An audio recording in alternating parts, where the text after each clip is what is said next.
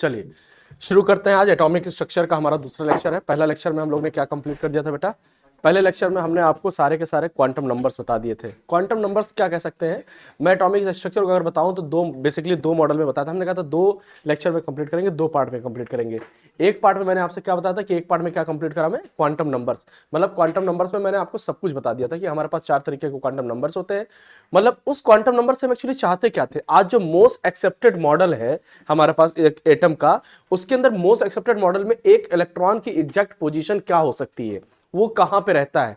मतलब आप न्यूक्लियस से कितनी दूरी पे है, किस सेल के अंदर है, किस सब सेल के अंदर है। अगर थोड़ा सा 5 मिनट के अंदर मैं रिकैप कराना चाहूं तो आपको रिकैप में क्या मैं बोल सकता हूं कि जो सेल का नंबर होता है उसके अंदर उतने ही सब सेल होते हैं, और अगर उसके अंदर उतने ही सब सेल होते हैं तो उसका स्क्वायर कर दिए तो क्या ऑर्बिटल होता है ना। और उसके अंदर इलेक्ट्रॉन से डबल कर दिए तो इलेक्ट्रॉन होता है। जैसे मैं बोलूं कि 6th सेल के अंदर कितने सब सेल?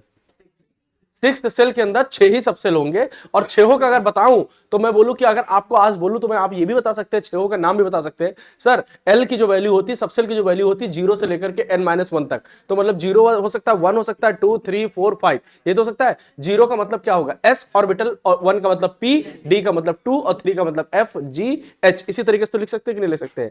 और अगर मैं आपसे बोलूं कि ऑर्बिटल अगर बताना चाहे तो सर ऑर्बिटल कितने होंगे? सर अगर 6 आपने बोला है तो 6 का स्क्वायर कर दीजिए। क्या कर दीजिए? 6 का स्क्वायर, तो कितना हो जाएगा? 36। अगर चाहो ना तो s के अंदर कितने ऑर्बिटल? 1, p के अंदर 3, d के अंदर 5 और f के अंदर 7 और g के अंदर 9।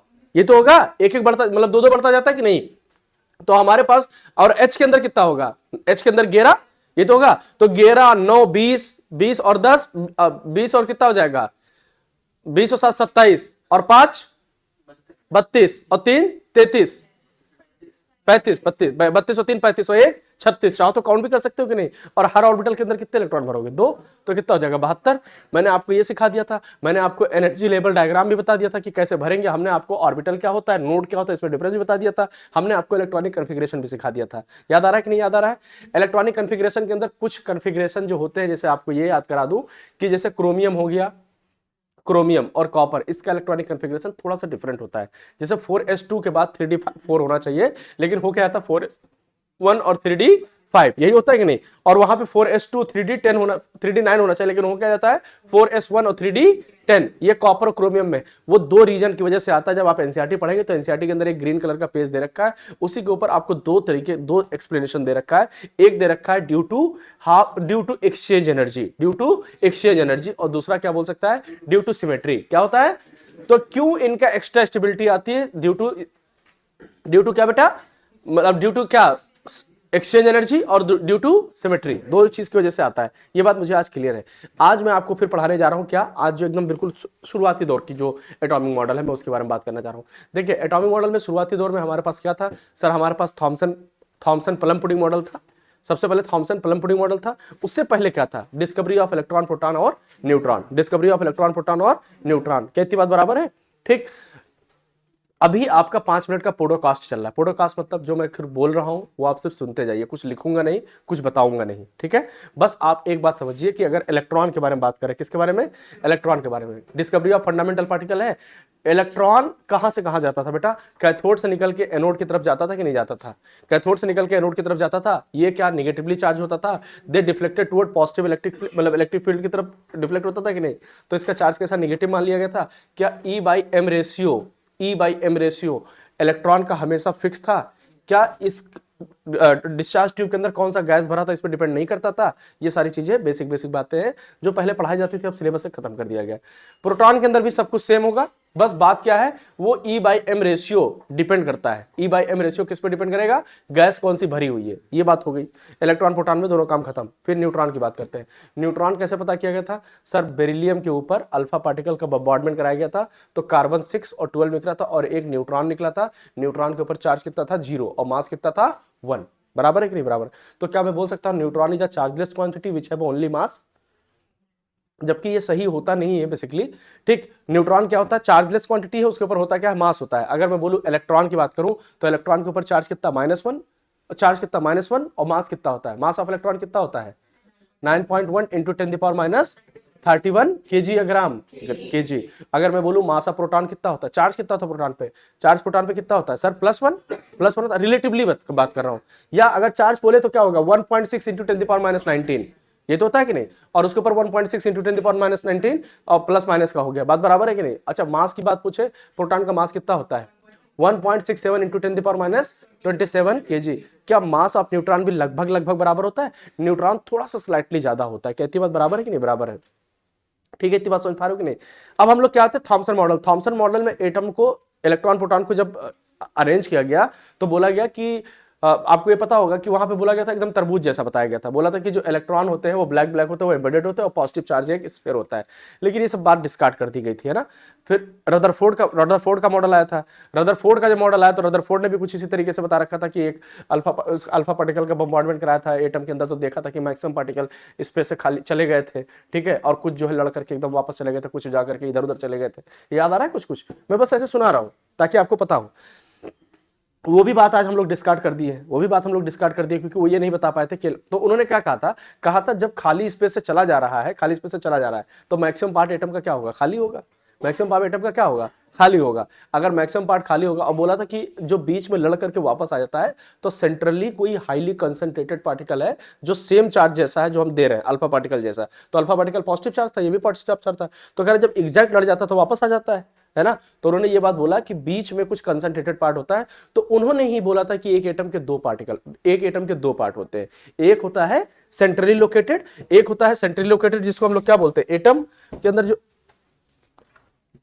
एक एटम के पास में दो पार्ट होते हैं बेटा, कौन कौन सा होता है, उन्होंने दो ही चीज बताया था कि एटम के पास में दो चीजें होता है।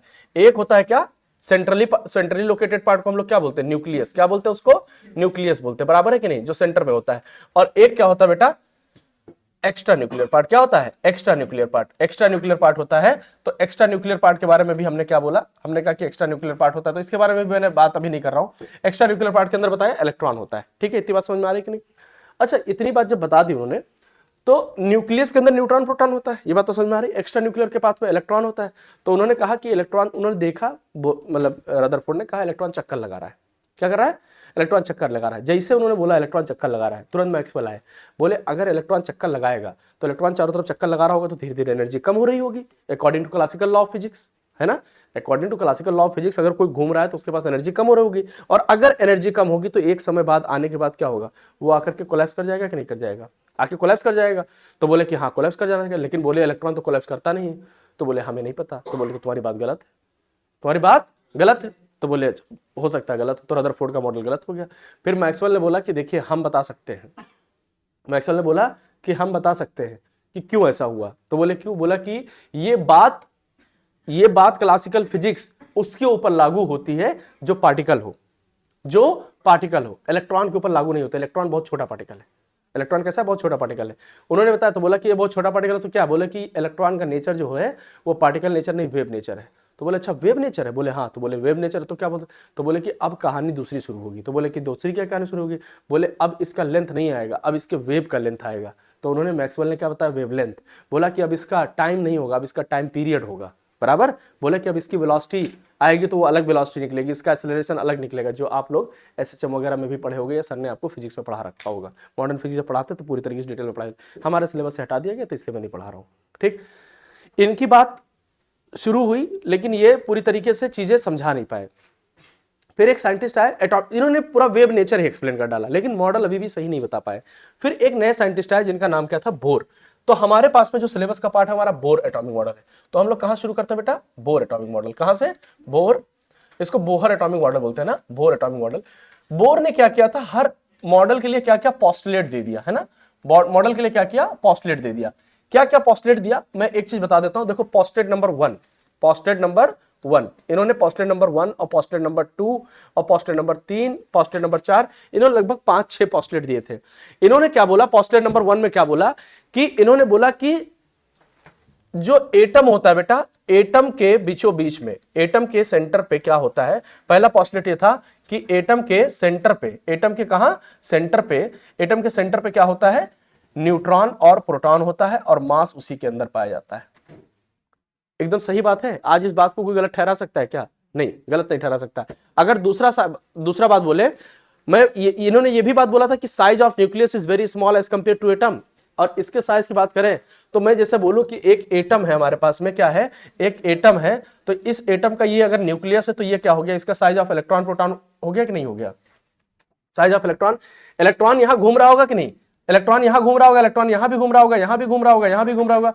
क्या न्यूक्लियस का साइज जो होता है बहुत छोटा होता है कि नहीं? अच्छा, ये बात तो रदरफोर्ड बता के गए थे, ये साइज जो है कौन बता के गए थे, रदरफोर्ड बता के गए थे। साइज ऑफ न्यूक्लियस जानते हैं क्या बताया था उन्होंने? उन्होंने बोला था साइज ऑफ न्यूक्लियस, अगर साइज ऑफ न्यूक्लियस की बात करें तो बोला था साइज ऑफ न्यूक्लियस किस ऑर्डर में होता है, साइज ऑफ न्यूक्लियस किस ऑर्डर में होगा बेटा, 10⁻⁻15। किसमें 10⁻⁻15? क्या मीटर, सेंटीमीटर या एंगस्ट्रॉम? मीटर में, है ना, 10⁻⁻15। और साइज ऑफ, अगर बोले साइज ऑफ एटम किस ऑर्डर में होता है, साइज ऑफ एटम किस में होता है बेटा, तो साइज ऑफ एटम की भी बात किया तो उन्होंने क्या बोला, 10⁻⁻10। ये तो होगा कि नहीं होगा, 10⁻⁻10 एंगस्ट्रॉम। इन्होंने ये भी बोला था कि रेडियस ऑफ न्यूक्लियस अगर कभी भी निकालना है, तो रेडियस ऑफ न्यूक्लियस अगर कभी भी निकालना है तो इसको इस तरीके से निकाल सकते हो, r0 और इनटू में उसका मास और पावर क्या, 1/3। ये भी बात करा रखा था कि नहीं, ये सब रदरफोर्ड बता चुके थे। अब एक बात आपको ये भी याद होगा, मैं एक बहुत सवाल अच्छा से पूछता हूं, फिर इस क्लास में मैं जब भी पढ़ाता हूं तब भी पूछता हूं, क्या आपको कभी भी ये बता सकते हो डेंसिटी ऑफ न्यूक्लियस क्या होता है? डेंसिटी ऑफ न्यूक्लियस क्या होता है बेटा? डेंसिटी ऑफ न्यूक्लियस कांस्टेंट होता है। Density of nucleus always constant for all atom, क्योंकि वो किसी चीज पे डिपेंड ही नहीं करता, वो एक वैल्यू। क्यों सर? डेंसिटी इक्वल टू क्या होता है, मास अपॉन वॉल्यूम। ये तो होता है कि नहीं होता है, density equal to mass upon volume. तो मास के लिए ए हो जाएगा और नीचे वॉल्यूम रखोगे तो वॉल्यूम तो पता नहीं, तो आर का पावर रखोगे कि नहीं, तो जाकर के ए का पावर 3 हो जाएगा, तो 3 से 3 कट जाएगा। बता दूं क्या सर? देखो अभी पोस्टुलेट बताने से नहीं बता रहा हूं, छोड़ो, अभी बाद में बता दूंगा मैं। डेंसिटी ऑफ न्यूक्लियस क्या होता है, कांस्टेंट होता है। ठीक, तो ये सब बारी बातें बता चुके थे। तो बोर ने खाली इन्हीं की बातों को तो उठा उठा के बताया, बोला कि size of nucleus is very small और size of atom is bigger as compare to nucleus. ये बात बताई, पहली पॉजिटिव बात। दूसरा इन्होंने क्या बोला कि दूसरा पोस्टुलेट बोला कि ये जो इलेक्ट्रॉन है, वो इलेक्ट्रॉन जो है बेटा, वो इस सेल के चारों तरफ चक्कर लगा रहा है। क्या कर रहा है? इस सेल के चारों तरफ, मतलब इस न्यूक्लियस के चारों तरफ चक्कर लगा रहा है। मतलब ध्यान से देखना, बोला कि जब चक्कर लगा रहा है, जब चक्कर लगा रहा है, तो जब ये चक्कर लगा रहा होता तो बाहर की तरफ इसके एक फोर्स लगता है, बाहर की तरफ एक फोर्स लगता है। बताओ वो कौन सा फोर्स लगता है? सेंट्रीफ्यूगल। क्या होता है, कौन सा फोर्स? सेंट्रीफ्यूगल फोर्स लगता है। कौन सा फोर्स है यहाँ पे? Centrifugal force. बोला यहाँ पे एक सेंट्रीफ्यूगल फोर्स लग रहा है और इस सेंट्रीफ्यूगल फोर्स को बैलेंस करने के लिए एक अंदर की तरफ फोर्स लगता है, जिसको हम लोग क्या बोल सकते हैं? Centripetal force. कौन सा फोर्स बोलते हैं?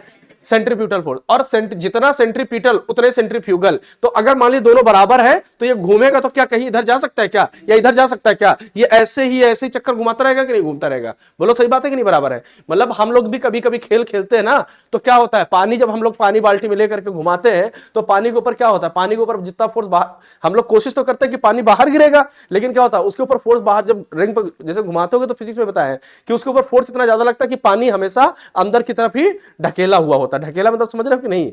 हाँ, तो वही अंदर की तरफ लगा होता है फोर्स उसकी तरफ, तो बाहर नहीं आता है। सिंपल सी बात। तो क्या सेंट्रीपिटल फोर्स और सेंट्रीफ्यूगल फोर्स दो चीजें लगती है? तो यहां पे इसको कौन सा फोर्स बोलते हैं हम लोग? Centripetal force. कौन सा? Centripetal force. तो क्या ये जो चारों तरफ रिंग की तरफ जो चक्कर लगा रहा है, ये क्या दो फोर्स की वजह से लगा रहा है, सेंट्रीपिटल और सेंट्रीफ्यूगल की? तो centripetal force is equal to क्या होगा? Centripetal force is equal to क्या होगा बेटा? सेंट्रीपिटल इज इक्वल टू क्या? सेंट्रीफ्यूगल। क्या इतनी बात बराबर है कि नहीं? सेंट्रीफ्यूगल। अगर मैं बात बोलूं कि सेंट्रीपिटल फोर्स कितना होता है, तो सेंट्रीफ्यूगल फोर्स सर ये एक्चुअली चार्ज है इसके पास में, प्लस चार्ज, और इलेक्ट्रॉन के ऊपर माइनस चार्ज है कि नहीं है? तो क्या फोर्स, सेंट्रीपिटल फोर्स क्या यही होगा? के Q1 और Q2 अपॉन में R स्क्वायर होगा कि नहीं होगा? ये तो होगा कि नहीं? और इज इक्वल टू ये क्या हो जाएगा? mv स्क्वायर अपॉन में R। क्या यही है? तो दूसरा पोस्टुलेट ये था कि इलेक्ट्रॉन निगेटिवली चार्ज पार्टिकल होता है और वो न्यूक्लियस के चारों तरफ चक्कर लगाता है। तो जब चक्कर लगाता है तो इसके बाहर की तरफ एक फोर्स लगता है, जिसको हम लोग क्या बोलते हैं? Centrifugal force. उसको बैलेंस करने के लिए न्यूक्लियस इसके ऊपर चार्ज लगा के रखता है, जिसको क्या बोलते हैं? Centripetal force. और जब सेंट्रीफ्यूगल फोर्स और सेंट्रीपिटल फोर्स बराबर हो जाते हैं तो ये अपना पर्टिकुलर सर्किल में घूमता रहता है। क्या द पोस्टुलेट नंबर 2 कंप्लीट समझ में आ रहा है कि नहीं समझ में आ रहा है? मुझे लिखाने की तो जरूरत नहीं है, ठीक, लिखाने की तो जरूरत नहीं है, मुझे लगता नहीं होगी, ठीक है। अब अगर यहां पे एक चीज बताओ, अगर ये पोस्टुलेट नंबर 2 हमें समझ में आ गया है, तो क्या ये कब वैलिड होता है भैया? सेंट्रीपिटल फोर्स और सेंट्रीफ्यूगल फोर्स बराबर कब होता है? ये कह सकते हैं हम लोग कहां पे? सर्कुलर पाथ में तो होता है, जब ये सर्कुलर पाथ लगा रहा होगा तभी तो चल रहा होगा। ठीक, अगर सर्कुलर पाथ में है तो क्या इसका एक तो सर्कुलर पाथ बनना होगा। अगर मैं पोस्टुलेट नंबर 3 की बात करूं, पोस्टुलेट नंबर कौन सा, 3 की बात कर रहा हूं, पोस्टुलेट थर्ड, अगर पोस्टुलेट थर्ड की बात करूं, अगर यहां पे मान लो यही, फिर से वही बात कर रहा हूं मैं कि यही न्यूक्लियस है, अगर यही न्यूक्लियस है और अगर यहां पे ये रिंग, ये एक रिंग में या कह सकते हो एक सेल में अगर मूव कर रहा है, चल रहा है, तो क्या इस इलेक्ट्रॉन के पास कुछ ना कुछ मास है, कुछ ना कुछ मास है कि नहीं है? यस सर, बिल्कुल मास है। तो इसके पास मास कितना है सर, मास लिए मास इसके पास कितना होगा सर, ऑब्वियसली इसके पास मास कितना होगा, m, कितना होगा m। और ये बात मुझे पता है ना कि क्यों ये घूम रहा है, दूसरे पोस्टुलेट से पता लग गया ना क्यों घूम रहा है। अच्छा, अब तो ऐसा नहीं लग रहा कि अंदर जाके धस जाएगा, क्यों धसेगा भाई, कोई अपनी एनर्जी थोड़ी घूम रहा है भाई। अगर मुझे पकड़ करके ऐसे दो लोग पकड़ के खींचे, दो लोग पकड़ करके खींचे, अब मुझे जैसे बच्चे, जैसे मम्मी पापा जब चल रहे होते हैं, अब बच्चा भी साथ में चल रहा था, तो बच्चा तो बहुत धीरे धीरे चलता है, मम्मी इधर पापा इधर, ठीक, फिर क्या होता है, धीरे से दोनों लोग हाथ पकड़े होते हैं, फिर बच्चे को उठा लेते हैं, फिर वो अपने बराबर चलाने लगते हैं कि नहीं, देखा है कि नहीं देखा है, तो दोनों तरफ से बराबर फोर्स लग रहा है तो लेके चलेंगे, यही होता है कि नहीं होता, सेम वैसे ही है, दोनों तरफ से फोर्स बराबर, इसको चलते लेके चलेंगे, चलते लेके चलेंगे, बराबर कि नहीं बराबर। तो ये बात समझ में आ गई। अभी बताओ, अगर कोई मास है इसके पास में, तो ये घूम भी रहा है, घूम भी रहा है कि नहीं घूम रहा है, और घूम रहा है तो क्या इसके पास वेलोसिटी होगी, अरे वेलोसिटी होगी कि नहीं होगी। अगर मास है तो इसके पास सर वेलोसिटी भी होगी, अगर वेलोसिटी होगी तो क्या ये पर्टिकुलर रिंग में भी हो, अच्छा मास, किसी के पास मास हो और वेलोसिटी हो तो क्या उसके पास मोमेंटम है, अगर मेरे पास मास और वेलोसिटी तो क्या मेरे पास मोमेंटम है, और अगर मोमेंटम सीधा सीधा है तो मोमेंटम कौन सा, लीनियर, और अगर मोमेंटम पर्टिकुलर एंगल पे हो रहा है तो कौन सा होगा, एंगुलर मोमेंटम। तो क्या इसके पास में ये पर्टिकुलर रेडियस में घूम रहा है, क्या इसके पास में एंगुलर मोमेंटम आएगा कि नहीं आएगा, बोलो एंगुलर मोमेंटम आएगा कि नहीं। तो सर इसका एंगुलर मोमेंटम क्या होगा सर, अगर एंगुलर मोमेंटम की आप बात करें तो इसका एंगुलर मोमेंटम क्या होगा, mvr, क्या होगा बेटा, mvr, बराबर है कि नहीं बराबर है, ठीक। और तीसरा पोस्टुलेट यही था कि हर सेल के अंदर जो इलेक्ट्रॉन मूव कर रहा है, जो इलेक्ट्रॉन मूव कर रहा है, और मोस्ट इंपॉर्टेंट पोस्टुलेट है ये, कि जो भी इलेक्ट्रॉन मूव कर रहा है उसका एंगुलर मोमेंटम फिक्स होगा, मतलब उसका मास फिक्स, उसका वेलोसिटी फिक्स, उसका रेडियस फिक्स, तो क्या एंगुलर मोमेंटम भी फिक्स। तो और हर बार जब तुम अगर मान लीजिए फर्स्ट सेल में है तो इसका वैल्यू कुछ और होगा, अगर सेकंड सेल में है तो इसका कुछ और होगा, और थर्ड में है तो इसका कुछ और होगा। क्या मैं बोल सकता हूं this is also known as quantisation of angular momentum. तो क्या मैं बोल सकता हूं कि हर शेल के अंदर एंगुलर मोमेंटम क्या होता है, क्वांटाइज होता है कि नहीं होता है, क्वांटाइज मतलब एक फिक्स वैल्यू होती है। तो सर इसी को इन्होंने क्या किया था, इन्होंने एक ही तो होशियारी की थी, और सबसे जबरदस्त होशियारी क्या की थी भैया, क्लासिकल फिजिक्स चल रहा था और बोर के टाइम पे इधर मॉडर्न फिजिक्स चलने लगा, इधर क्लासिकल फिजिक्स, इन्होंने कुछ चीजें क्लासिकल से उठाई, कुछ चीजें मॉडर्न से उठाई, मिक्स कर दिया, मिक्स कर दिया। क्या उठाया ये सर, एंगुलर मोमेंटम जो पोस्टुलेट 3 था एमवीआर था कि नहीं था, इन्होंने कहा जो एंगुलर मोमेंटम है वो किस टर्म में क्वांटाइज हो रहा है सर, NH अपॉन में 2 पाई, मतलब आप हर बार वैल्यू बदलते जाइए। क्या आपको अभी तक कल आपको जब पढ़ा रहा था तो मैं बताया नहीं था कि एक शेल का एंगुलर मोमेंटम क्या होता है, NH अपॉन 2 पाई, याद है। सेकंड शेल का क्या होगा, 2H अपॉन 2 पाई, थर्ड शेल का 3H अपॉन 2 पाई। क्या हर एक वैल्यू से डिपेंड होता बढ़ता जा रहा है कि नहीं, मतलब अगर n की वैल्यू, शेल की वैल्यू बढ़ेगी तो क्या एंगुलर मोमेंटम बढ़ेगा कि नहीं बढ़ेगा, बोलो बात बराबर है कि नहीं। तो क्या मैं बोल सकता हूं third postulate is quantization of angular momentum, यही तो है क्वांटाइजेशन ऑफ एंगुलर मोमेंटम। क्या सही कह रहा हूं कि गलत कह रहा हूं, क्वांटाइजेशन ऑफ एंगुलर मोमेंटम, और यहां पे क्वांटाइजेशन ऑफ एंगुलर मोमेंटम एकदम सही है, यस सर।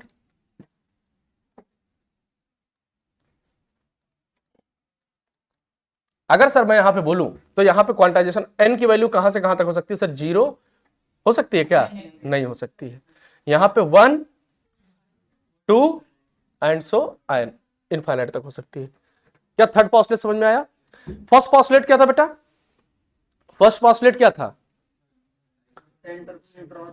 फर्स्ट पोस्टुलेट तो यही था कि फर्स्ट पोस्टुलेट तो बेटा यही है कि हर एटम के पास दो पार्ट होता है, एक न्यूक्लियस और एक्स्ट्रा न्यूक्लियस। जो न्यूक्लियस होगा वो सेंट्रली लोकेटेड होगा, वहां पे न्यूट्रॉन प्रोटॉन एसोसिएट होंगे, और एक्स्ट्रा न्यूक्लियर पार्ट में इलेक्ट्रॉन चारों तरफ चक्कर लगा रहे होंगे। चक्कर, दूसरा पोस्टुलेट क्या था, चक्कर कैसे लगाएंगे, जब चक्कर लगा रहे होंगे तो उनके ऊपर एक सेंट्रीपिटल फोर्स लगेगा, सेंट्रीफ्यूगल, और सेंट्रीफ्यूगल को निपटाने के लिए सेंट्रीपिटल लगेगा, और वो सर्कुलर पाथ में घूमता रहेगा। जब सर्कुलर पाथ में घूमता रहेगा तो उसके पास में मास होगा और वेलोसिटी होगा, पर्टिकुलर रेडियस पे घूम रहा होगा तो क्या उसके पास मोमेंटम होगा। हर शेल के अंदर अपने इलेक्ट्रॉन की अपनी कोई ना कोई एंगुलर मोमेंटम होगी कि नहीं होगी? This is also known as quantisation of angular momentum. क्या तीसरा पोस्टुलेट समझ में आया कि नहीं समझ में आया? अच्छा, मैं क्या यहाँ पे क्वेश्चन बोल दूं, एक क्वेश्चन लिखना चाहूं, अगर क्वेश्चन लिखना चाहूं तो बताओ which one of the following quantization of angular momentum is correct. अगर मैं बोलूं 1.2 h/2π, क्या ये सही है? इंटीजर वैल्यू होनी चाहिए हमेशा, तो ये नहीं हो सकता क्या? मैंने बोला ये लिख लूं क्या? ये लिख लूं मैं 1.5 h/π, क्या ये सही है? यस सर, हमको तो सर इस वैल्यू में क्वांटाइज करना है ना, h/2π के टर्म में। तो अगर यहां पे 2 नीचे नहीं है तो क्या कर दे, 2 ऊपर मल्टीप्लाई कर दे और 2 नीचे मल्टीप्लाई कर दे, तो ये क्या हो जाएगा 3 और h/2π। नहीं आएगा कि नहीं आएगा? बोलो, आ गया कि नहीं? 3h/2π आ जाएगा कि नहीं? 3h/2π। तो इस तरीके से वैल्यू देख देख करके आपको बार बार क्वांटाइज करना है। जैसे कई बार अभी दे दे आपको कि √4 और h/2π, क्या ये सही है? सर √4 का मतलब क्या है? √2, सॉरी √4 का मतलब क्या है? 2, तो ये क्या हो जाएगा 2h अपॉन में कितना 2π। क्या ये h/2π है कि नहीं?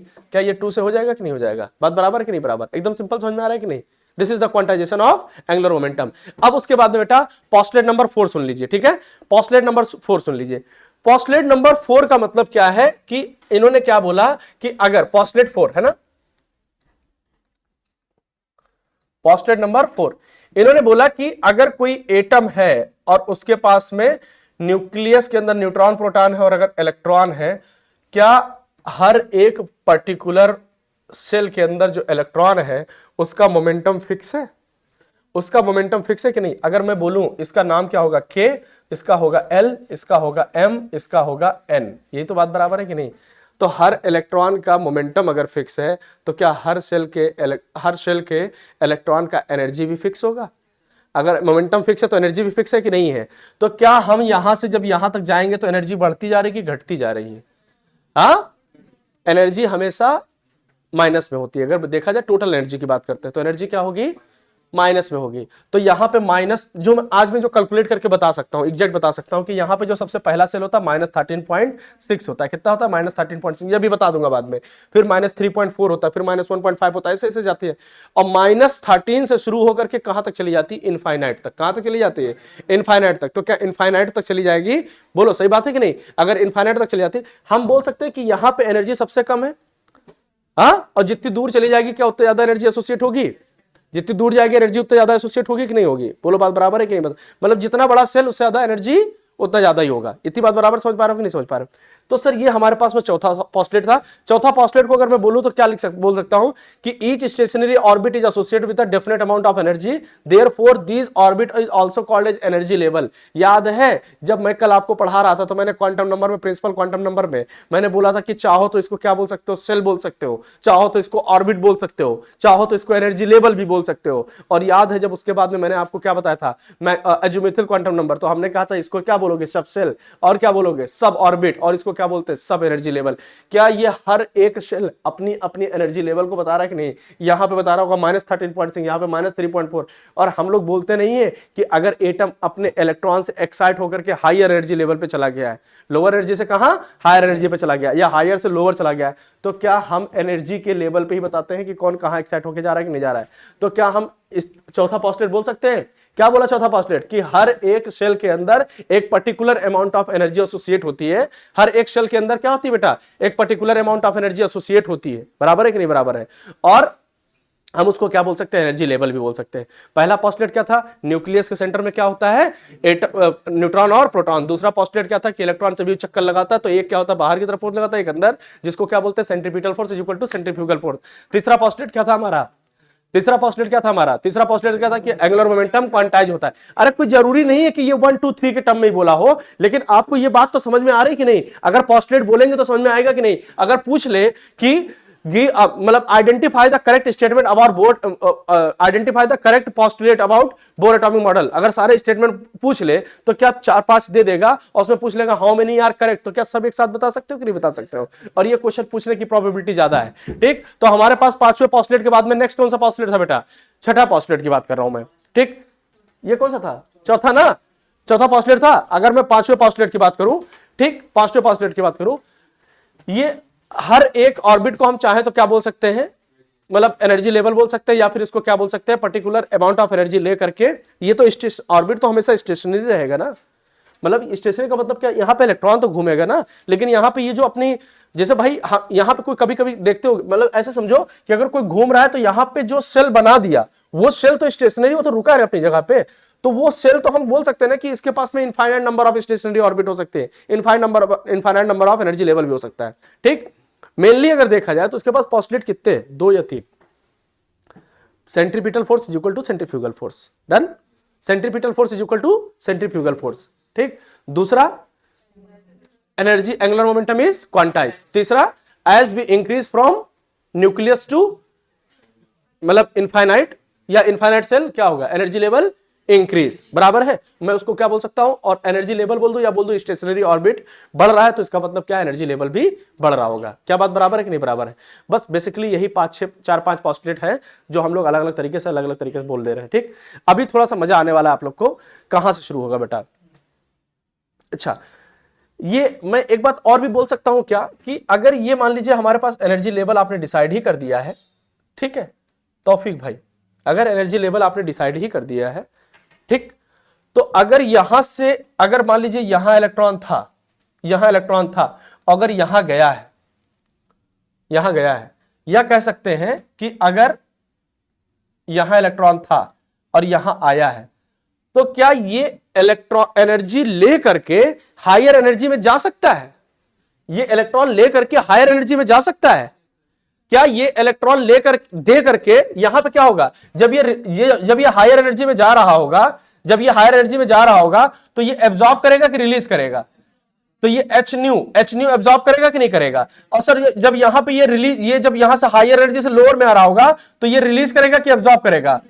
तो they can also emit energy या they can also absorb energy, दोनों चीज हो सकता है। एनर्जी एब्जॉर्ब करके हायर एनर्जी लेवल पे जा सकता है, एनर्जी रिलीज करके क्या ये लोअर एनर्जी लेवल पे आ सकता है कि नहीं आ सकता है? ये सारी चीजें हो सकती है कि नहीं हो सकती? पक्की बात है, इतना समझ में आ गया? सर यही थे इसके पोस्टुलेट बोर के, और बोर के पोस्टुलेट के बाद में इनके बाद में आता है इनका कैलकुलेशन। ठीक, इन्होंने 2-3 चीज की कैलकुलेशन कर दी। किस चीज की कैलकुलेशन कर दी बेटा? इन्होंने रेडियस का कैलकुलेशन कर दिया। देखिए मैं डेरिवेशन नहीं बता रहा हूं आपको, बस ये बता दे रहा हूं कैसे आता है रेडियस का कैलकुलेशन। बोला कि किसी भी मतलब कोई भी सेल है, या मान लीजिए किसी भी सेल के अंदर कितना रेडियस होगा उस एटम का, तो radius of shell is equal to, direct निकाला इन्होंने 0.529 n स्क्वायर बाई में z। अच्छा ये निकला कैसे होगा? सर ये निकला एक ही तरीके से है। किस तरीके से? पोस्टुलेट 1 और पोस्टुलेट 2 को इक्वेट करके, और r is equal to 0.529 n square by z, क्या मीटर, सेंटीमीटर या angstrom? 0.529 n square z angstrom, यही तो है कि नहीं है? सर वेलोसिटी बता सकते हो? एक कैलकुलेशन उन्होंने और किया वेलोसिटी का। क्या किया बेटा? वेलोसिटी का। तो वेलोसिटी का कैलकुलेशन कितना वैल्यू निकल के आया था? 2.188 इंटू 10 द पावर 6, क्या, और आगे कुछ होगा भी कि नहीं होगा? z अपॉन में n, यही आएगा कि नहीं? z अपॉन में n, और क्या होगा? मीटर पर सेकंड, बराबर है कि नहीं बराबर है? पक्का। एनर्जी, अगर एनर्जी की बात करें तो इन्होंने एनर्जी भी बोला था कितना, -13.6, और इंटू में z स्क्वायर अपॉन में क्या बेटा, n स्क्वायर। क्या यही कैलकुलेट किया था कि नहीं किया था? और ये किस में होगा? इलेक्ट्रॉन वोल्ट में। क्या और बता सकते हो? जूल में बता सकते हो एनर्जी? बताओ जूल में क्या होता है energy? E is equal to कितना? 2.188 इंटू 10 द पावर -18, और क्या होगा बेटा? z स्क्वायर अपॉन में n square, z square upon में n स्क्वायर, और यहां पे क्या होगा? जूल। ये तो होगा कि नहीं होगा? अच्छा हर बार एक बात बताओ, Bohr atomic model is valid only for single electron species या multi electron species? Bohr atomic model उन्होंने सिर्फ हाइड्रोजन को ही पढ़ना शुरू किया। किसको पढ़ना शुरू किया? तो हाइड्रोजन के अलावा इनको और कोई चीज समझ आई ही नहीं, बराबर है बात कि नहीं? हाइड्रोजन के अलावा इनको कोई चीज समझ नहीं आई, तो हाइड्रोजन पे ही बताई, सारी बातें बताई, लेकिन जो चीजें इन्होंने बताई वैलिड तो है, बस यही दिक्कत हो गई थी कि स्पेक्ट्रम वगैरह नहीं बता पाए थे। ठीक है, तो ये हमारे पास में, इनके पास इतनी कैलकुलेशन आई थी। अब इस कैलकुलेशन के ऊपर अगर चाहें तो आप एक बात बताइए, ये क्या तीनों फार्मूला याद आ गया? सारा फार्मूला समझ में आ रहा है सबको? समझ के नहीं समझ में आ रहा है? पक्का ना? अब अगर मैं चाहूं तो यहाँ पे क्वेश्चन करके देख सकता हूं। बताओ एक बार बताओ, क्वेश्चन करना सीखते हैं हम लोग, क्वेश्चन करना। अगर क्वेश्चंस की बात करें, अगर मैं बोलूं कि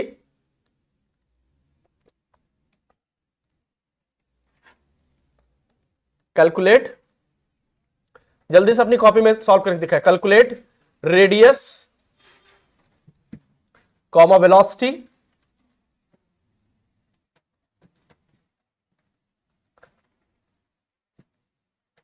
कैलकुलेट रेडियस वेलोसिटी और एनर्जी ऑफ किसका, हीलियम का। ठीक है, हीलियम का निकालना है। मैं n की वैल्यू यहां पे बता दे रहा हूं, n की वैल्यू पहले लिया मैंने 2, n की वैल्यू लिया 3 और n की वैल्यू लिया 4।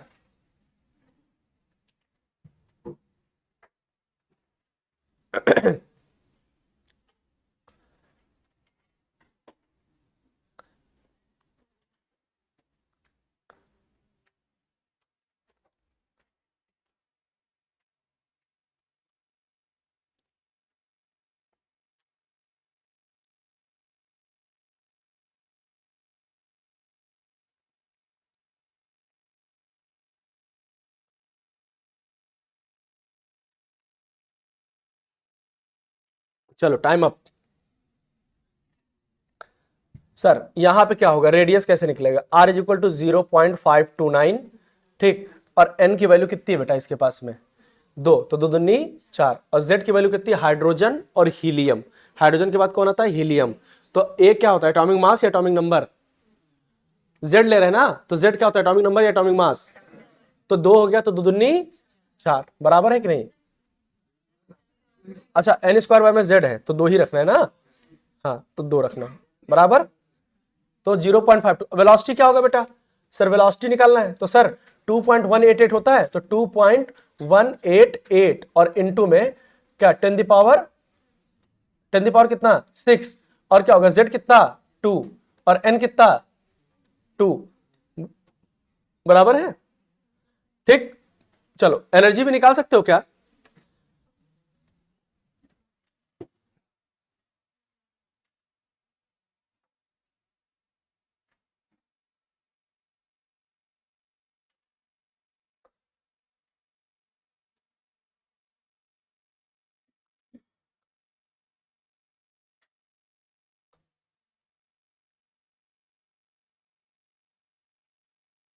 दिख रहा है ना सबको।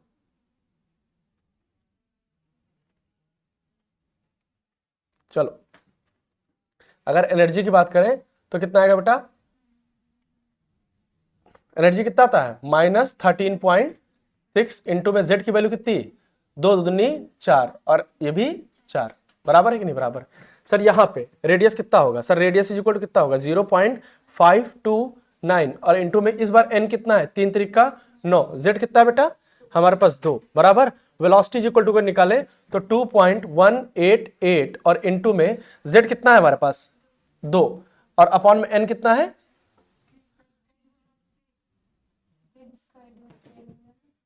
कहां पे बेटा, यहां पे r में n स्क्वायर बाय z होता है ना रेडियस। रेडियस क्या होता है r इक्वल टू क्या 0.529 और n स्क्वायर बाय में z ना, तो ऊपर तो n लेंगे ना, तो n कितना 3, तो 3 3 9 और z की वैल्यू 2 है। और यहां पे क्या होता है सर वेलोसिटी क्या होता है, v is directly opposite to क्या z बाय में n, यही तो है। और ये क्या होता है एनर्जी क्या होता है e is directly opposite to क्या n स्क्वायर बाय में, सॉरी z स्क्वायर बाय में n, z स्क्वायर बाय में n स्क्वायर, ये तो होता है। तो 2.1882 और अपॉन में n कितना है 3, और यहां पे एनर्जी अगर निकालना है तो एनर्जी इक्वल टू क्या -13.6 और इस बार z कितना है 2, तो 2 दूनी 4 और 3 3 का 9, ये तो हो जाएगा कि नहीं हो जाएगा। सर यहां पे करेंगे तो क्या हो जाएगा r इक्वल टू कितना 0.529 और बताओ यहां पे n कितना है 4 4 16 और z 2 और यहां पे वेलोसिटी सर 2.188 और इनटू में कितना z कितना है 2 और n कितना है सर 4, यहां पे एनर्जी इक्वल टू देखे तो -13.6 और z कितना है इस बार सर 2 ही है z, तो 4 और ये कितना हो जाएगा n 4 4 16, बराबर है कि नहीं बराबर है। क्या सारे आंसर निकल सकते हैं कि नहीं निकल सकते, बड़े आसानी से निकलेंगे कि नहीं निकलेंगे। चलो मैं नेक्स्ट क्वेश्चन बताऊं क्या, नेक्स्ट क्वेश्चन करना सिखाऊं आपको। नेक्स्ट क्वेश्चन लिखिए, लिखो, इसको लिख लिया ना, क्वेश्चन लिखिए क्वेश्चन लिखे बेटा, ध्यान से क्वेश्चन लिखेंगे फटाफट।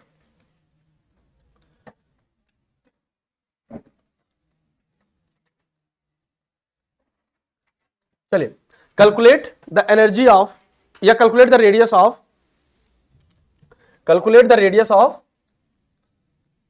लिखिए क्वेश्चन को, calculate the radius of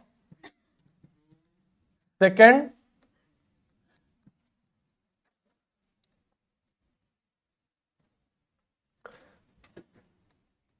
second excited state of, calculate the radius of second excited state of hydrogen to the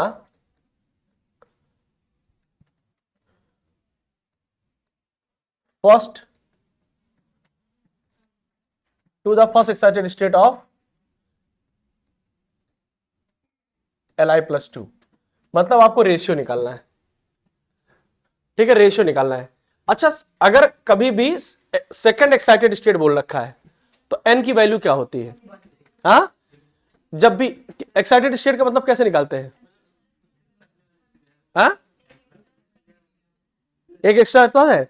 मतलब मैं यह बात बोल सकता हूं क्या कि जो एक्साइटेड स्टेट कभी भी बोला जाए, अगर एक्साइटेड स्टेट बोला गया है कि ये एक्साइटेड स्टेट है, क्या है? Excited state. तो एक्साइटेड स्टेट हमेशा क्या होता है बेटा? n+1 ना, n+1 होता है। n क्या होता है actually? Ground state, ground state. तो अगर मैं बोलूं कि सेकंड एक्साइटेड स्टेट बोल रखा है, मतलब पहले किसका बात निकाला जा रहा हूं? रेडियस ऑफ किसका? हाइड्रोजन का। तो रेडियस ऑफ हाइड्रोजन, वो भी कौन सा? सेकंड एक्साइटेड स्टेट का ना। ये सेकंड एक्साइटेड स्टेट है कि नहीं? तो इसका मतलब क्या होगा सर? चाहूं तो सीधा सीधा लिख सकता हूं 0.529, और n की वैल्यू कितनी होगी सर? सेकंड एक्साइटेड स्टेट है तो क्या हो जाएगा? n निकालना है तो 2 में से 1 माइनस हो जाएगा। मतलब हमेशा n निकालना हो तो एक्साइटेड स्टेट से 1 कम कर लीजिए आप, और अगर एक्साइटेड स्टेट लिखना हो तो 1 बढ़ा लीजिए, है ना। तो ये कितना हो जाएगा? n की वैल्यू कितनी आ जाएगी? 1।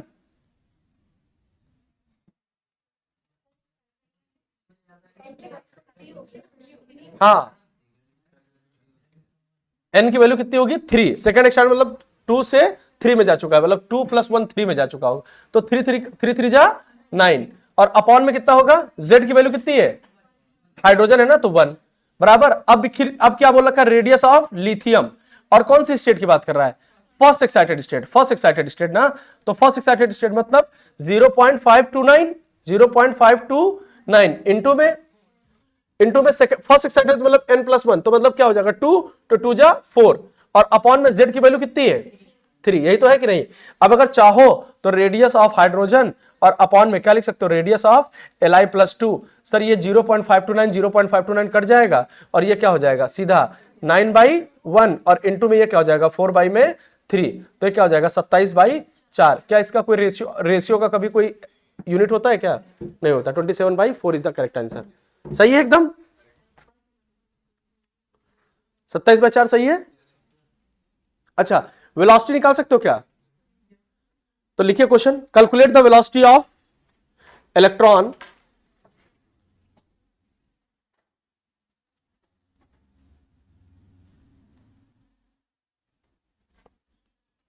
Calculate the velocity of electron. Question है बेटा हमारा, calculate the velocity of electron. बहुत अच्छा क्वेश्चन है, ठीक है। Calculate the velocity of electron, calculate the velocity of electron in third orbit of hydrogen, in third orbit of hydrogen, and also calculate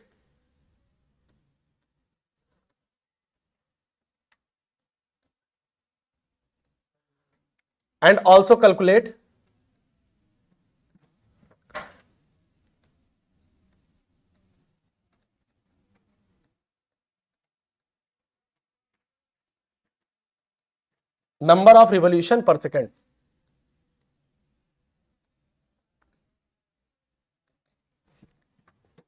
and also calculate number of revolution per second।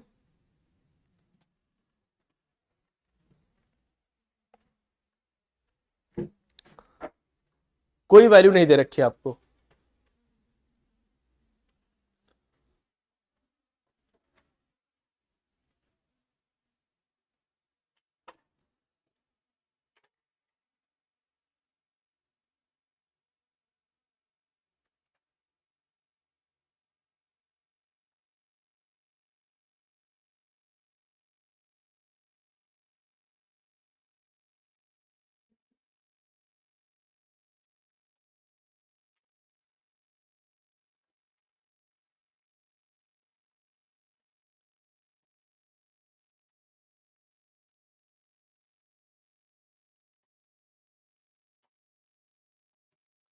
बोलो, अगर velocity of electron निकालना है third orbit के अंदर, एकदम simple है, velocity of electron निकालना है थर्ड ऑर्बिट के अंदर, ध्यान से सुनना, वेलोसिटी निकालना है तो सर वेलोसिटी एकदम सिंपल है कि नहीं, वेलोसिटी इज इक्वल टू क्या होगा सर 2.188 और इनटू में 10 द पावर कितना, 10 द पावर 6 और क्या होगा इनटू में z अपॉन में n। z कितना है बेटा, ये हाइड्रोजन है ना, तो z तो हमेशा 1 ही होगा और n कितना होगा सर 3 है, तो सर 3 हो गया, कोई दिक्कत इसके अंदर क्या नहीं है, बराबर कितना, ठीक। अच्छा, नंबर ऑफ रिवॉल्यूशन पर सेकंड क्या होता है, हाँ फ्रीक्वेंसी, पक्का, ये टाइम पीरियड पर सेकंड की बात किया ना बेटा, तो नंबर ऑफ रिवॉल्यूशन पर सेकंड, अच्छा निकलेगा कैसे, टाइम पीरियड कैसे निकालेंगे ये बताओ, पहले सिंपल बात बताओ, टाइम पीरियड कैसे निकालते हैं हम लोग,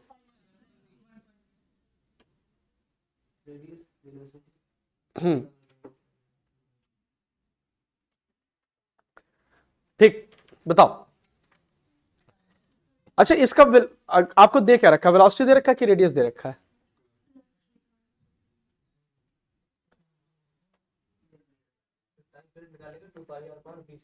हाँ, अगर देखो तो एक सर्किल है ना, ये क्या है, ये एक सर्किल है, एक सर्किल के अंदर ही तो इलेक्ट्रॉन घूम रहा होगा, ये थर्ड ऑर्बिट के अंदर इलेक्ट्रॉन घूम रहा है, ये इलेक्ट्रॉन घूम रहा है, तो पूरा सर्किल कितनी देर में कंप्लीट करता है, पूरे सर्किल मतलब 2πr।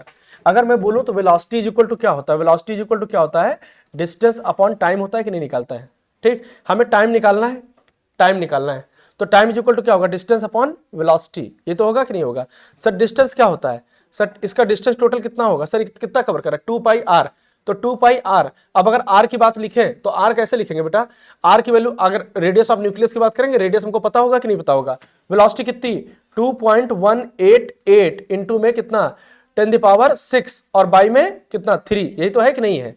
और अगर इसको और सॉल्व करना चाहें तो सीधा क्या लिख सकते हैं 6 पाई, क्या लिख सकते हैं बेटा 6 पाई, 3 ऊपर चला जाएगा ना, और 2.188 और क्या हो जाएगा इंटू 10 द पावर 6, कितना हो जाएगा 10 द पावर 6 और इंटू में ये क्या हो जाएगा 0.529 और n स्क्वायर का मतलब कितना सर, इसका n कौन सा है 3 ना, तो 3 जा 9 और z कितना है 1, ये तो होगा कि नहीं होगा, बोलो ये तो आ रहा है कि नहीं आ रहा है।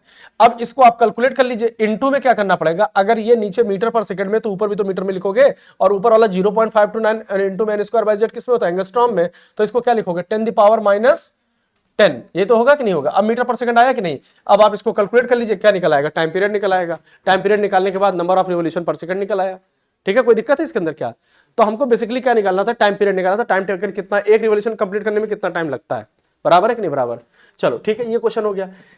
अच्छा एक बात बताओ, अभी हमने एनर्जी बताई आपको, क्या बताई हमने एनर्जी, हमने बोला एनर्जी का फार्मूला क्या होता है, कितना होता है -13.6 इंटू में जेड स्क्वायर अपॉन में एन स्क्वायर, क्या बात सिखा दी कि नहीं सिखा दी। ये एनर्जी क्या होता है सर, यहाँ पे जब मैं बोला कि यहाँ पे हमारे पास कोई एक एटम है, यहाँ पे जब कोई एक एटम है और यहाँ पे जब ये चारों तरफ चक्कर लगा रहा है, तो ये इलेक्ट्रॉन जब ये मान लीजिए फर्स्ट सेल है, मान लो ये तो न्यूक्लियस हो गया, क्या हो गया ये न्यूक्लियस, अगर ये के सेल है, ये एल सेल है, ये एम सेल है और इसके ऊपर कौन सा होगा एन सेल होगा, तो मैं ये बात बोल सकता हूं कि के एल एम एन अगर सेल है तो यहां पे फर्स्ट सेल के अंदर जो एनर्जी होगी एसोसिएट वो 13.6 आ रही कि नहीं आ रही, और ये एनर्जी कौन सी होती है, ये एनर्जी कौन सी होती है, total energy, potential energy, kinetic energy, total energy कौन सी एनर्जी होती है। हमारे पास जो एनर्जी होती है बेटा, वो एनर्जी बेसिकली 3 फॉर्म में होती है, कौन कौन से फॉर्म में होती है, अगर मैं एनर्जी की बात करूं तो 3 फॉर्म में होती है हमारे पास, कौन सी, एक होती है हमारे पास टोटल एनर्जी, एक होती है हमारे पास काइनेटिक एनर्जी, और एक होती है हमारे पास कौन सी पोटेंशियल एनर्जी, बात बराबर है कि नहीं बराबर। जैसे मैं अभी यहाँ पे खड़ा हूं तो मेरे पास इसमें कौन सी एनर्जी होगी, पोटेंशियल एनर्जी, अगर मैं यहाँ पे दौड़ रहा हूं तो मेरे पास कौन सी एनर्जी होगी, काइनेटिक एनर्जी, और अगर मैं यहाँ पे दौड़ भी रहा हूं, खड़ा भी मतलब चल रहा हूं, तो मैं रुक भी रहा हूं, चल भी रहा हूं, तो मेरे पास काइनेटिक एनर्जी के साथ साथ पोटेंशियल एनर्जी दोनों आएगी कि नहीं आएगी। अगर काइनेटिक एनर्जी के साथ पोटेंशियल एनर्जी दोनों आएगी तो क्या मैं बोल सकता हूं this is also form of total energy. मैं इस समय खड़ा हूं तो मेरे पास सिर्फ काइनेटिक एनर्जी या सिर्फ पोटेंशियल एनर्जी नहीं हो सकता, मेरे पास बहुत सारे तरीके की एनर्जी होती है, लेकिन बेसिकली जो एनर्जी है खड़े होने के लिए रिस्पॉन्सिबल जो एनर्जी होती है वो कौन सी होती है, पोटेंशियल एनर्जी। तो बेसिकली कौन सा बोलते हैं, potential energy.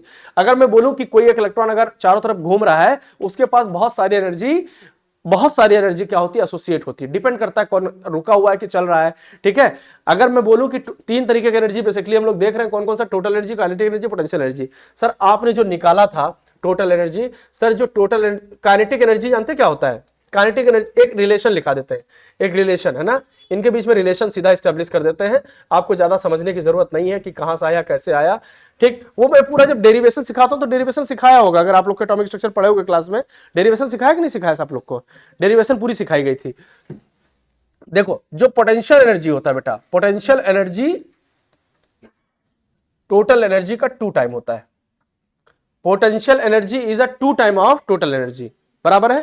Potential energy is a 2 time of total energy, इतनी बात क्लियर है। और अगर मैं बात करूं कि टोटल एनर्जी और काइनेटिक एनर्जी में क्या रिलेशन है, तो टोटल एनर्जी जो होता है वो काइनेटिक एनर्जी का बस नेगेटिव साइन होता है, बराबर है कि नहीं बराबर है।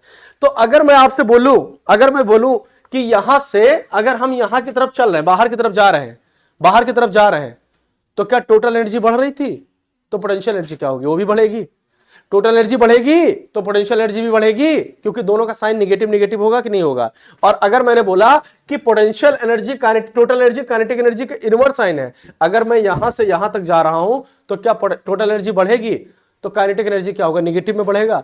तो नीचे आने पे मतलब अगर n बढ़ा, अगर n बढ़ा तो क्या क्या बढ़ रहा होगा, सर पोटेंशियल एनर्जी बढ़ रहा होगा, बढ़ रहा होगा कि नहीं बढ़ रहा होगा, सर पोटेंशियल एनर्जी बढ़ रहा होगा, सर टोटल एनर्जी बढ़ रहा होगा, टोटल एनर्जी बढ़ रहा होगा, सर काइनेटिक एनर्जी क्या हो रहा होगा, घट रहा होगा कि नहीं घट रहा होगा। बोलो बात सही है कि नहीं सही है, क्या तीनों चीज समझ में आ रही है कि नहीं, तीनों का रिलेशन भी समझ में आ रहा है कि नहीं समझ में आ रहा है, बराबर है कि नहीं बराबर है, ठीक। तो अगर मैं बोलूं कि हमारे पास, अगर मैं एक छोटा छोटा बात बोल दूं कि मेरे पास में मान लीजिए एक शेल है, मैंने बोला कि मेरे पास एक के शेल है, के है, एल है, एम है और एन है और ओ है और पी है, यहां तक कर लूं, ज्यादा ना करूं, ठीक। क्या आप इसका एन बता सकते हो, अरे ये शेल है, ये शेल है, तो क्या इसका एन बता सकते हो कि नहीं बता सकते हो। अगर इसका एन बता सकते हो, ठीक, तो क्या मैं इसका ये भी पूछ सकता हूं, अगर एन बता सकते हो तो क्या मैं ये भी पूछ सकता हूं, बोलो।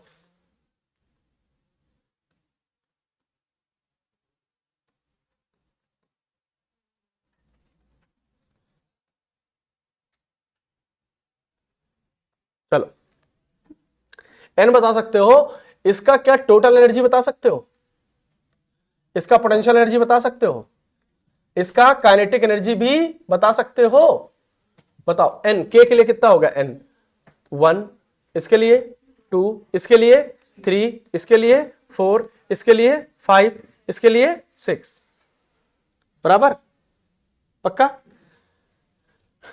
अच्छा रुक जाओ बेटा, जरा सा एक चीज कर देता हूं आपके लिए, तो थोड़ा नीचे कर दूं,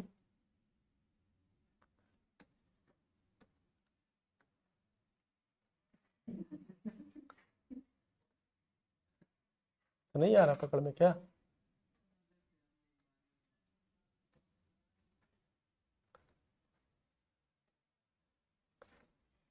मिटा के कर लेते ना, ज्यादा अच्छा था। ये हो गया टोटल एनर्जी। टोटल एनर्जी का फार्मूला क्या था, चलो टोटल एनर्जी जो भी है ना, मैं ये बात बोल सकता हूँ, total energy directly proportional to N square by Z होगा, काइनेटिक एनर्जी पोटेंशियल एनर्जी। अगर काइनेटिक एनर्जी की बात करें, अगर पोटेंशियल एनर्जी की बात करें, क्या दिक्कत है, देखो अगर मैं बोलूं यहाँ पे टोटल एनर्जी अगर सेल एन की वैल्यू 1 है तो कितना आएगा, -13.6 आता है, जेड की वैल्यू 1 और एन की वैल्यू भी 1, बराबर है। कितने लोग को ये बात नहीं क्लियर हो पा रही, सही से बताओ, ये 13.6 कैसे आया, अरफात भाई नहीं आया। अभी एनर्जी की वैल्यू लिखाई थी ना, E is equal to -13.6 Z square upon N square, ये हाइड्रोजन के लिए बोल रहा हूँ, तो जेड की वैल्यू क्या होगी 1, एन की वैल्यू भी 1, तो खाली 13.6 आएगा कि नहीं आएगा। और मैंने बोला था टोटल एनर्जी और काइनेटिक एनर्जी में क्या रिलेशन है, माइनस साइन का, तो अगर ये माइनस में ऑलरेडी है तो किस काइनेटिक एनर्जी कैसा हो जाएगा, प्लस, तो ये क्या हो जाएगा +13.6, कितना हो जाएगा +13.6, तो ये क्या हो जाएगा, ये पोटेंशियल एनर्जी तो काइनेटिक एनर्जी टोटल एनर्जी का जस्ट डबल हो जाता था ना, तो -13.6 का कितना हो जाएगा डबल, 27 से -27.2, क्या मैं सही कर रहा हूं, -27.2। अच्छा अगर यहां पे 13.6 इंटू में 1 अपॉन में क्या हो जाएगा 4, तो ये कितना आएगा -3.4, -3.4। क्या आपको पता चल रहा है कैसे निकल के आ रहा है? अरे कैलकुलेट करके देख लो ना sir. Total energy equal to क्या होगा सर? यही तो था, आपने -13.6 लिखा और इंटू z की वैल्यू 1 और n की वैल्यू 2, तो 2 जा 4, तो काट लो तो कितना आएगा 3 पॉइंट आ रहा है कि नहीं आ रहा है? तो इसका काइनेटिक एनर्जी पोटेंशियल एनर्जी बताओ क्या क्या होगा? अगर 3 वाला है, टोटल एनर्जी 3, तो इसका वैल्यू कितना निकल के आ रहा था बेटा? इसका वैल्यू कितना निकल के आ रहा है? इसका कितना निकल के आ रहा है? 1.51। कितना निकल के आ रहा है? -1.51। बताओ, -1.51। इसका वैल्यू कितना निकल के आ रहा है? -0.85। -0 पॉइंट कितना? 85। और इसके बाद इसका कितना निकल के आ रहा है? -0.514 होता है, चलो 4। और इसके बाद नेक्स्ट -0 कितना रहा है? 0.54। कैलकुलेट करो 6 से डिवाइड करके। अगर 6 से डिवाइड करेंगे तो कितना आएगा? 0.38। कितना? 0.38 बराबर है 0.38। अगर 0.38 है सर, काइनेटिक एनर्जी बताओ इसका 3.4 और इसका 1.51 और इसका 0.85 और इसका 0.54 और इसका 0.38। क्या सारी वैल्यू प्लस में होगी? और अगर इसकी बात करें पोटेंशियल एनर्जी की, किसकी? पोटेंशियल एनर्जी की, तो जस्ट 3.4 है तो कितना हो जाएगा? 6.8। वो भी किसका? माइनस का। ये 1.5 है ना, तो कितना हो जाएगा? 3, तो कितना हो जाएगा? ये 3.02। 3.02। ये 0.85 तो कितना हो जाएगा? 1.70। और ये कितना हो जाएगा? 0.54 तो कितना हो जाएगा? 1.08। और ये कितना हो जाएगा? 0.38 है तो कितना हो जाएगा? 0.72, 0.76। यही होगा कि नहीं होगा? क्या अब आप एक बात बताओ, अगर मैं आपसे बोलूं कि आप एक बार पीछे आ जाइए, क्या अब यहां पे जितने भी सेल रखे रखे हैं इसका बताओ एनर्जी क्या होगा? हम जब भी बोलेंगे एनर्जी तो टोटल एनर्जी बोलेंगे कि काइनेटिक या पोटेंशियल? हमेशा क्या बोलेंगे? टोटल। तो बताओ क्या होगा वैल्यू? 13.6 कौन सा है? 13.6। दूसरी सेल की कितनी होगी?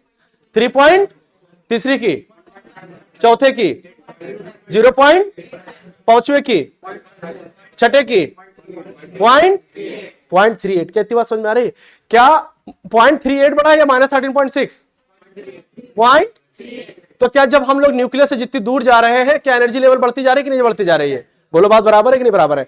और खुद से सोचो कि अगर कोई इलेक्ट्रॉन यहां होगा तो खाली थोड़ा फोर्स ऑफ अट्रैक्शन, और जितना दूर जाते जा रहे होंगे क्या हो रहा होगा? इलेक्ट्रॉन का अट्रैक्शन बढ़ता जा रहा होगा, पोटेंशियल एनर्जी और पोटेंशियल एनर्जी इंक्रीज होती जाएगी कि नहीं? बराबर बात समझ में आ रही है कि नहीं समझ में आ रही? मैं हर सेल की अपनी एनर्जी लेवल बता सकता हूं। अगर बताओ यहां पे कोई इलेक्ट्रॉन है और वो यहां जाना चाहता है, तो लोअर एनर्जी में जा रहा है कि हायर एनर्जी में जा रहा है? Lower energy, higher energy. और अगर लोअर एनर्जी में जा रहा है तो इसका मतलब क्या है? अगर लोअर एनर्जी में जा रहा है तो इसका मतलब क्या है बेटा? कि वो एनर्जी रिलीज करेगा कि देगा? एनर्जी रिलीज या देगा? और अगर मान लीजिए कोई यहां लोअर से हायर में आ रहा है तो एनर्जी एब्जॉर्ब या रिलीज?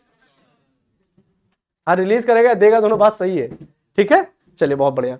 तो ये हमारे पास में बेटा एक पूरा टर्म क्या चीज, बोर एटॉमिक मॉडल खत्म हो चुका है। ठीक है, इसमें 2-3 चीजें आप एक चीज बात समझ लीजिए कि एक दो सवाल पूछ लेता है। What is ionisation energy? आपको मैं बता चुका हूं आयनाइजेशन एनर्जी क्या होता है। सर, एक इलेक्ट्रॉन को निकाल करके इनफाइनाइट में भगा देना। सुनो ध्यान से, एक इलेक्ट्रॉन को निकाल करके कहां भगा देना?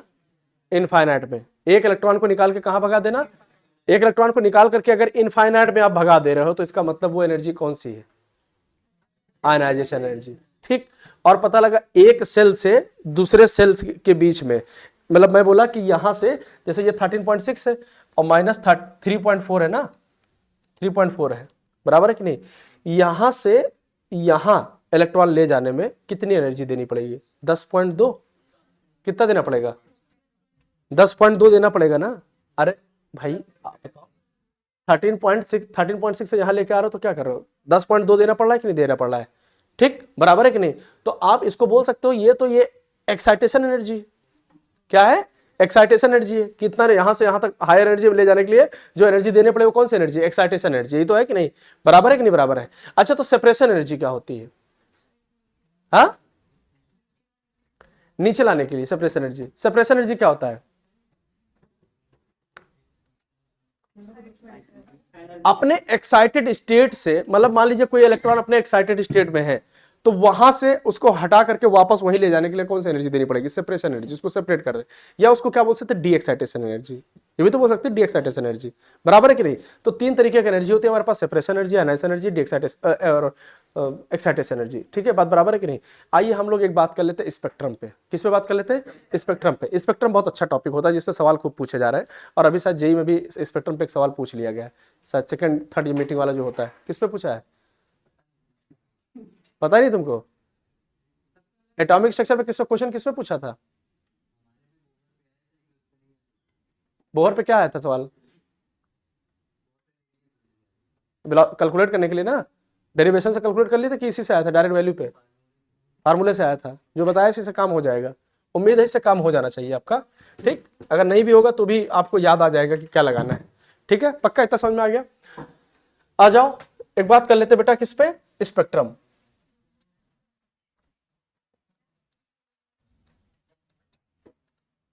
क्या होता है स्पेक्ट्रम बेटा?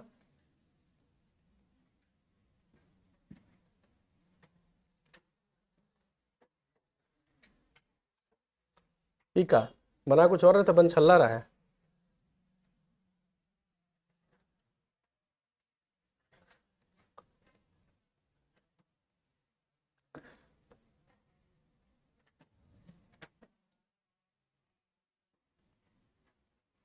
सही है ना?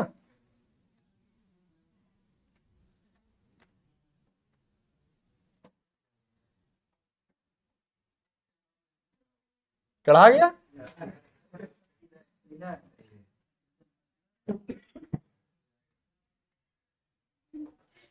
अभी चढ़ाएगा भी और सुझाएगा भी।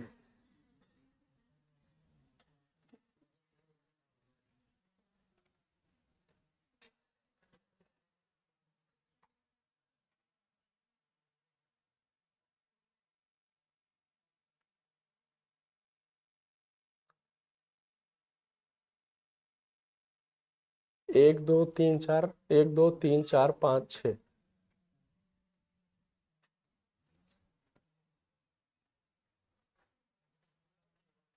ये छोटा हो गया क्या?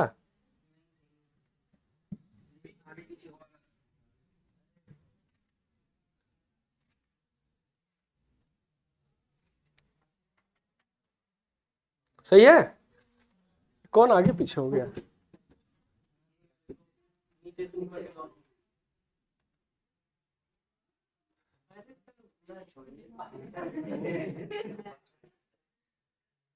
ऐसे कैसे छोड़ दे बेटा, पैसा लगाया इसीलिए तो लगाया था पैसा, है क्या गड़बड़ आ गया? चलो अच्छा, मुझे यहां से दिख नहीं रहा ना बेटा थोड़ा सा। चलो सुनो, अच्छा ध्यान से सुनो। हम लोग बेसिकली किसकी बात करने जा रहे हैं? स्पेक्ट्रम। आप जब एनसीईआरटी पढ़ोगे ना तो बहुत सारे स्पेक्ट्रम वहां पे पढ़ने को मिलेंगे आपको। वहां पे लाइन स्पेक्ट्रम मिलेगा, एमिशन स्पेक्ट्रम मिलेगा, एब्जॉर्प्शन स्पेक्ट्रम मिलेगा, ठीक है। और स्पेक्ट्रम कैसे पता किया था ये थोड़ा सा बता दूं, अगर थोड़ा सा अगर आपको आइडिया लगे तो मैं स्पेक्ट्रम के बारे में बात बता देता हूँ। एक छोटी सी बात है। हाँ चल रहा है सब।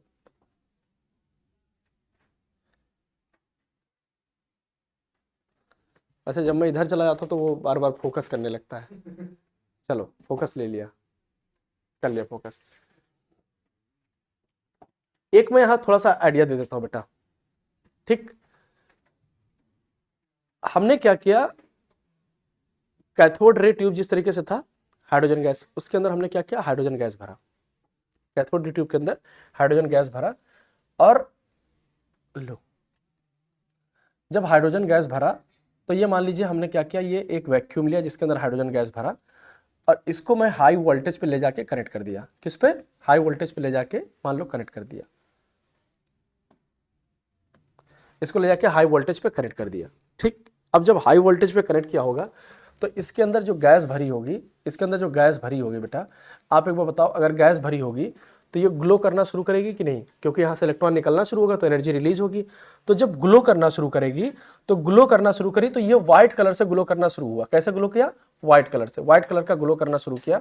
अब व्हाइट कलर में जब ग्लो हुआ तो इसका लाइट का कलर तो मुझे पता नहीं चल रहा था, है ना, इसका लाइट कलर तो पसंद नहीं चला था। जैसे आप लोग ये देखे होंगे ना कि एक्सरे मशीन वशीन देखा है कि नहीं देखा है, वो सारी टेक्निक यही यूज की जाती है आजकल, ठीक। जब ग्लो करना शुरू हुआ तो यहाँ से लाइट निकलना शुरू हुआ होगा। जब लाइट निकलना शुरू हुआ तो लाइट निकलना जब शुरू हुआ तो इसको क्या किया, स्पेक्ट्रम पे डाले। किस पे डाले? इस पे इसको क्या बोलते हैं, प्रिज्म। प्रिज्म पे जब लाइट डाला, तो प्रिज्म पे जब लाइट डाला ना, तो प्रिज्म ने क्या किया, इस लाइट का एक पैटर्न शो करना शुरू किया। ऐसे ऐसे कोई पैटर्न शो किया, फिर कहीं पे ऐसे ऐसे पैटर्न शो किया, फिर एक पैटर्न ऐसे ऐसे शो किया, ठीक है, और ऐसे ऐसे पैटर्न शो किया। अब जब इस पैटर्न को शुरू दिखाया जब इसने, तो इसी पैटर्न को हम लोग जब पढ़ना शुरू किए, तो बेसिकली हाइड्रोजन गैस भर के चेक किया था, तो देखा कि ये लाइट जो है अलग अलग फॉर्म में अलग अलग कलर की आ रही है। ठीक है, बात बराबर है कि नहीं बराबर है। अब इसी को हमने क्या किया, जब हमने इसको पढ़ना शुरू किया, तो देखा क्या कि एक लाइट जो थी वो एनर्जी कहां से निकाल रही थी बेटा, एक लाइट जो थी वो एनर्जी कहां से निकाल रही थी। मान लीजिए अगर सबसे पहले अगर बात करें हम लोग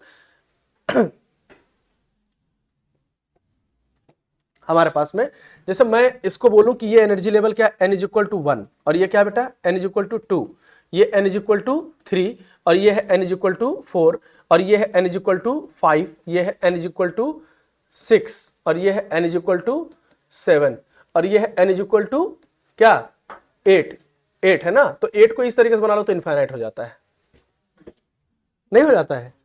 हाँ, मैं मान लो कि मैं यहां से लेके आया यहां से, तो हमारे पास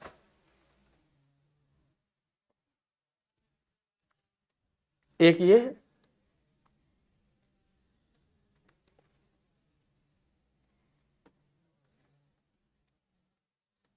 क्या गड़बड़ा क्या गया, यहाँ कोई भारत रत्न लेना है हमको क्या, देखो मतलब इनफाइनाइट, यहां से कहां से, 2 से निकल के 1 में, यहां 3 से निकल के 1 में, 4 से निकल के 1 में, फिर 5 से निकल के 1 में। क्या यहां पे जितने भी लाइट हैं, तो क्या ये डी एक्साइट हो रही है, एक्साइट हो रही है? अरे ये अपनी एनर्जी रिलीज कर रहे हैं कि दे रहे हैं एनर्जी? और जब ये एनर्जी रिलीज कर रहे होंगे तो इनकी जो विजिबिलिटी निकल के आई थी वो किस रेंज में आ रही थी, पहले बताइए। इस रेंज का नाम जानते क्या दिया गया, लाइमन सीरीज। क्या दिया गया, लाइमन सीरीज। क्या दिया गया, लाइमन सीरीज।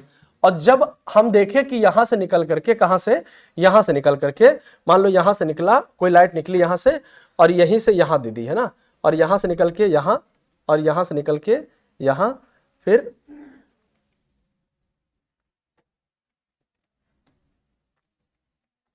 इस सीरीज को कौन सा बोलते हैं, बाल्मर, है ना, हाँ बामर सीरीज। फिर यहां पे ये लो,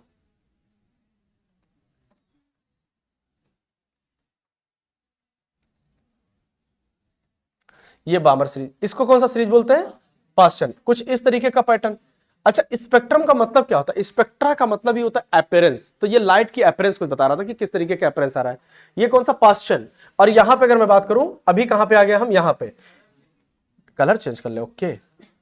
हाँ, अच्छा नहीं लग रहा था भाई को, नहीं मजा आया, लो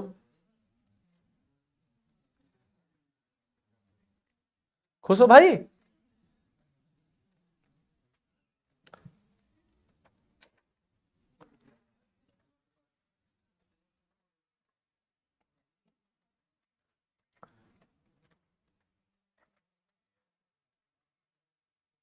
ये तो है, बोलो। तो ये लाइमन, पास्चन, और ये ब्रैकेट, ये कौन से, ब्रैकेट, और ये पी फुंड, है ना, पी फुंड। और ये कौन से होंगे, हम्फ्री। और इसके बाद भी कोई होंगे, पब्लिक, हम्फ्री। यही तो है कि नहीं। तो जब देखा, जब इलेक्ट्रॉन डी एक्साइट होकर के जब यहां फर्स्ट सेल में गिर रहा था या यहां से गिर रहा था, तो इसको लाइमन वाले को क्या बोला गया, ये कौन से रीजन में आके गिरता था, इस एनर्जी को दिखते ना, अल्ट्रावायलेट। इसको क्या बोलते थे, यूवी। इसको क्या बोलते थे, यूवी रीजन। ये कौन सा रीजन का था, अच्छा यूवी रीजन का, जो अभी जो हमको निकालते नहीं, जैसे यूवी रीजन की जो लाइटें निकल रही होंगी, तो वो क्या करेंगे, यहीं से तो निकल के आ रहे होंगे कि नहीं, तो यूवी रीजन। अच्छा, ये बामर सीरीज वाले कौन से रीजन के होंगे, विजिबल। ये कौन सा रीजन इसका, विजिबल रीजन। कौन सा रीजन बेटा, विजिबल रीजन, है ना, विजिबल। और पास्चन वाला कौन सा है, इंफ्रारेड, आईआर बोलते हैं। क्या बोलते हैं उसको, आईआर, बराबर है कि नहीं। इसको क्या बोलेंगे, आईआर। इसको भी क्या बोलेंगे, आईआर। और इसको भी क्या बोलेंगे, आईआर। और इसको भी क्या बोलेंगे, आईआर, बराबर है कि नहीं बराबर। तो हमारे पास में जो हाइड्रोजन स्पेक्ट्रम जो शो हो रहा था कि कोई भी इलेक्ट्रॉन का अपीयरेंस जो दिखाई पड़ रहा था, वो कौन कौन से रीजन का था सर, लाइमन, बामन, पास्चन, ब्रैकेट, पीफोन और हम्फ्री। लाइमन का जो एनर्जी का लेवल था वो कौन से रीजन में आके गिरा था, यूवी रीजन में, इधर विजिबल रीजन में, इधर इंफ्रारेड, इधर आईआर, इधर आईआर, इधर इधर भी आई आर। अच्छा, क्या मैं बोल सकता हूं अगर ये सेकंड से ये फर्स्ट में आया है, सेकंड से फर्स्ट में आया है, अच्छा बताओ सबसे ज्यादा एनर्जी कब रिलीज करेगा? ये सेकंड से फर्स्ट में या इनफाइनाइट से फर्स्ट में? जितना दूर से, जितना मतलब जितना ऊपर से कूदे, ये तो होगा कि नहीं होगा? अच्छा, क्या ये फर्स्ट लाइन है? इसको कौन सा लाइन बोलेंगे? First line. इसको कौन सा बोलेंगे? First line. और इसको कौन सा बोलेंगे? Last line. इसको कौन सा बोलेंगे? Last line. बराबर है कि नहीं?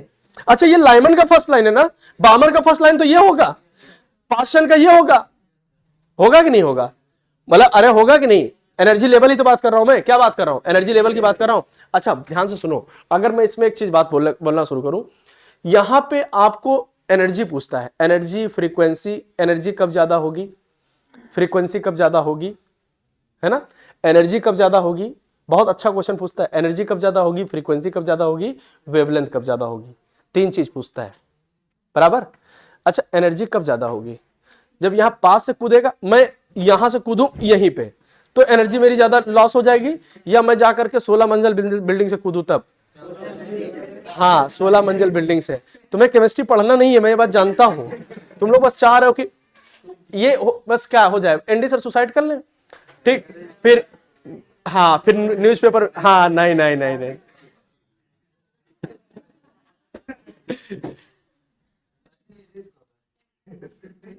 रिस्क कह देना कि सर एनडी सर की वजह से सिलेबस कंप्लीट नहीं हुआ है ना। ऐसे मैं बताता हूं रीजन क्या देना होता है। एनडी सर ने सिलेबस नहीं कंप्लीट किया, इस वजह से मुझे केमिस्ट्री में टेंशन हो गई, और केमिस्ट्री में कुछ कर नहीं पाया, केमिस्ट्री में मैं कुछ कर नहीं पाया, और उसकी वजह से क्या होगा, फिजिक्स में नहीं, उसकी वजह से फिजिक्स मुझे आती नहीं थी, मैं वहां पे डिस्प्रेशन का शिकार हो गया, ठीक है। और जब दो चीजें चली गई हाथ से, तो बायोलॉजी पढ़ करके फिर क्या करना था मुझे? कर सकते कि नहीं कर सकते? और इसी वजह से मतलब पूरे सिलेक्शन का क्रेडिट किसको जाता है? एनडी सर को। सिलेक्शन हो गया तब क्रेडिट नहीं जाता, नहीं हुआ तो उनको जाता है। हाँ, बात सुनने कहा है, अच्छा दीदी कहीं की, चलो खैर हाँ, तो यहां सुनो, चलो यहां पे मैं यही बता दे रहा हूं, देखो अगर मैं बोलूं यहां पे एनर्जी लेवल के बारे में बात करूं, एनर्जी लेवल के बारे में, ठीक, तो बताओ एनर्जी। अच्छा ये बताओ, अगर मैं बोलूं कि हमारे पास कितने सीरीज हैं? लाइमन, हमारे पास कौन है? लाइमन और बामर, और कौन है? पास्चन। लाइमन है, बामर है और पास्चन है, और कौन है? ब्रैकेट भी है, अच्छा ब्रैकेट है, और कौन है? फुंड है, ब्रैकेट, और फफूंद नहीं, कुछ तो फफूंदे बोल देंगे इसको, अरे भाई फफूंद अपूंद थोड़ी है, फफूंद। अच्छा, इसका N1 क्या होगा? लाइमन का N1 क्या होगा बेटा? यहां पे N1 और N2 की बात कर रहा हूं। लाइमन के लिए N1 क्या डिसाइडेड है, मतलब लोअर एनर्जी लेवल क्या होगा? 1, और बामर के लिए 2, और पास्चन के लिए, ब्रैकेट के लिए, बराबर। यहां पे N2 क्या हो सकता है सर? 2 हो सकता है, 3, 4, 5, 6 इनफाइनाइट तक हो सकता है। इसके लिए 3 से लेकर के इनफाइनाइट, और इससे 4 से लेकर के इनफाइनाइट, यहां 5 से लेकर के और 6 से लेकर के, डन। इतनी बात बराबर है? बात बताओ, हमारे पास में एक चीज और पता है हमको, हमारे पास एक चीज और पता है, एक चीज और पता है। हम अगर बोले कि एनर्जी मैक्स, ई मैक्स, अगर ई मैक्स निकालना है, ई मैक्स निकालना है, तो क्या मैं बोल सकता हूं HC अपॉन लैम्डा हो सकता है कि नहीं हो सकता है? क्या H न्यू हो सकता है कि नहीं हो सकता है? यही है मतलब। अगर यहां पे दो केस है, अगर एनर्जी मैक्स होगा, एनर्जी मैक्स बोले, या फिर हम लोग क्या बोल सकते हैं? फ्रीक्वेंसी मैक्स बोल सकते हैं, या फिर क्या बोल सकते हैं? लैम्डा मिन। तीन चीज होगा कि नहीं होगा? ये हो सकता है कि नहीं? अगर मैं बोलूं तो यहां पे क्या बोल सकता हूं? एनर्जी मिन और न्यू मिन। मिन मतलब क्या? मिन मिन नहीं, मिनिमम, है ना, और लैम्डा मैक्स, बराबर है कि नहीं? तो यहां पे आप बताइए, यहां पे बताइए एनर्जी मैक्स अगर मैं बोलूं लाइमन के लिए, अगर मैं बोलूं लाइमन के लिए, तो एनर्जी मैक्स कब होगा? लाइमन के लिए सबसे N1 की वैल्यू 1 होनी चाहिए। ऐसा समझो ना कि N1 की वैल्यू क्या होनी चाहिए? अगर यहां बोलूं तो यहां पे दो वैल्यू डिसाइड करनी होगी आपको। N1 की वैल्यू क्या होनी चाहिए, हमेशा लोवेस्ट, हमेशा क्या होनी चाहिए, लोवेस्ट। अभी थोड़ा सा मेरा नाक बंद है तो N निकलता नहीं है, है ना, तो कंफ्यूजन हो सकता है कि L बोल रहे थे कि N बोल रहे थे। तो N2, N1 लोवेस्ट मतलब सबसे नीचे कूदे और N2 हाईएस्ट सबसे ऊपर से कूदे, यही तो होगा कि नहीं होगा, ये तो होगा कि नहीं होगा, बराबर कि नहीं बराबर। तो N2 क्या होना चाहिए, हाईएस्ट। N2 क्या होना चाहिए, हाईएस्ट। अगर मैं बोलूं कि लाइमन के लिए बोलूं, अगर बोला कि एनर्जी मैक्स चाहिए लाइमन के लिए, तो N1 शुड बी डिसाइडेड। कैसे, N1 क्या होगा बेटा, लोवेस्ट। N1 क्या कितना होगा, 2 या 1। लाइमन के लिए N1 कितना, लाइमन के लिए N1 कितना, 1, और बामर के लिए N1, ये हमेशा डिसाइडेड है कि नहीं। अच्छा चलो बहुत बढ़िया, अगर बोल दिया तो ले लेना है, अगर नहीं बोल रहा है, अगर मैं बोला कि हमारे पास, एक बार बताइए, ये एक ट्रांजिशन है, ये एक ट्रांजिशन है और एनर्जी मैक्स बताना है आपको। क्या बताना है, एनर्जी मैक्स। एक ट्रांजिशन में बता दे रहा हूं कौन सा है।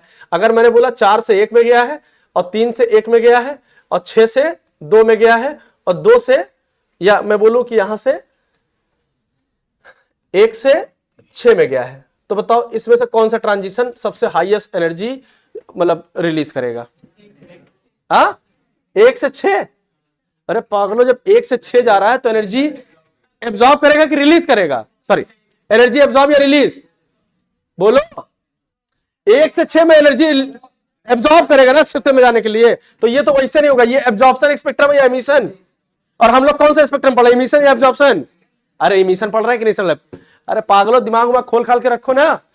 अब ये बताओ सर N1 ये हायर से लोअर में आ रहा है, ये हायर से लोअर में, तो ये N2, ये N1, ये N2, ये N1, ये N2, ये N1, यही तो है कि नहीं है, बोलो सही कह रहा हूं। अगर N2 N1 है तो N2 शुड बी हाईएस्ट, चौथा, तीसरा, अब ये छठा, तो N2 शुड बी हाईएस्ट, तो ये है ठीक। अब N2 शुड बी लोवेस्ट। अब ये डिसाइड करें या ये,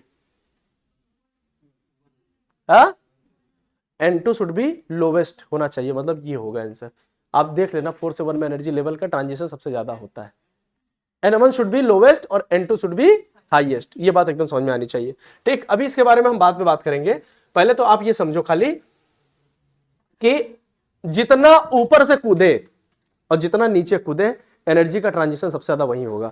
अगर मैं यहां पे पूछूं, यहां पे कहां पूछ रहा था, यहां पूछ रहा था, बताओ फर्स्ट लाइन के अंदर एनर्जी मैक्स या एनर्जी मिन, एनर्जी मैक्स या एनर्जी मिन, और फ्रीक्वेंसी मैक्स या फ्रीक्वेंसी मिन, फ्रीक्वेंसी मिन, और लेमडा मैक्स या लेमडा मिन। और यहां बताओ लास्ट लाइन में energy max, frequency max, lambda मिन, बराबर कि नहीं। ये बामर के लिए सेकंड लाइन।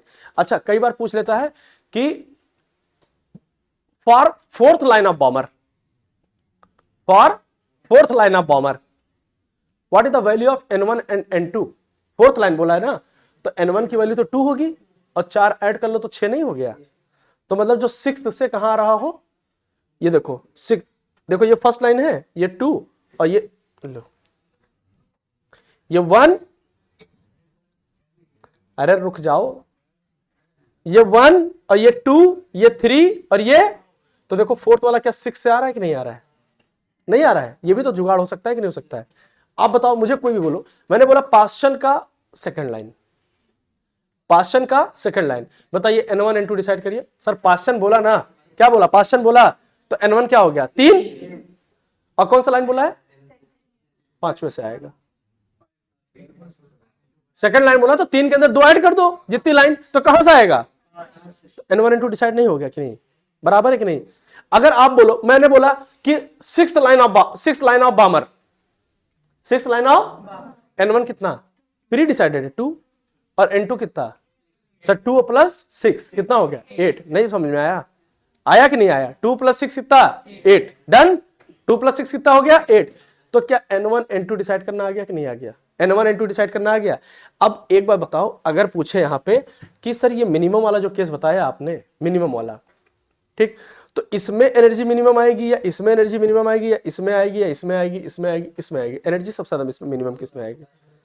हाँ अच्छा एक बार बताओ, अगर इसकी एनर्जी का लेवल बताऊं तो याद है आपको 13.6, और ये कितना था -3.4, इधर -1.5, इधर -0.85, बराबर -0.44 बराबर -0.38, ऐसा तो था, ये सब माइनस का था कि नहीं?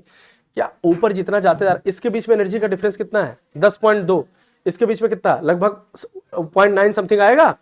अरे 3 में से 1.5 जाएगा, लगभग 1.4 समथिंग, जो भी आए, आएगा कि नहीं आएगा, जो भी आए। क्या ऊपर जितना जा रहे हैं, क्या एनर्जी का डिफरेंस बहुत कम होता जा रहा है कि नहीं होता जा रहा है? एनर्जी का डिफरेंस कम होता जा रहा है।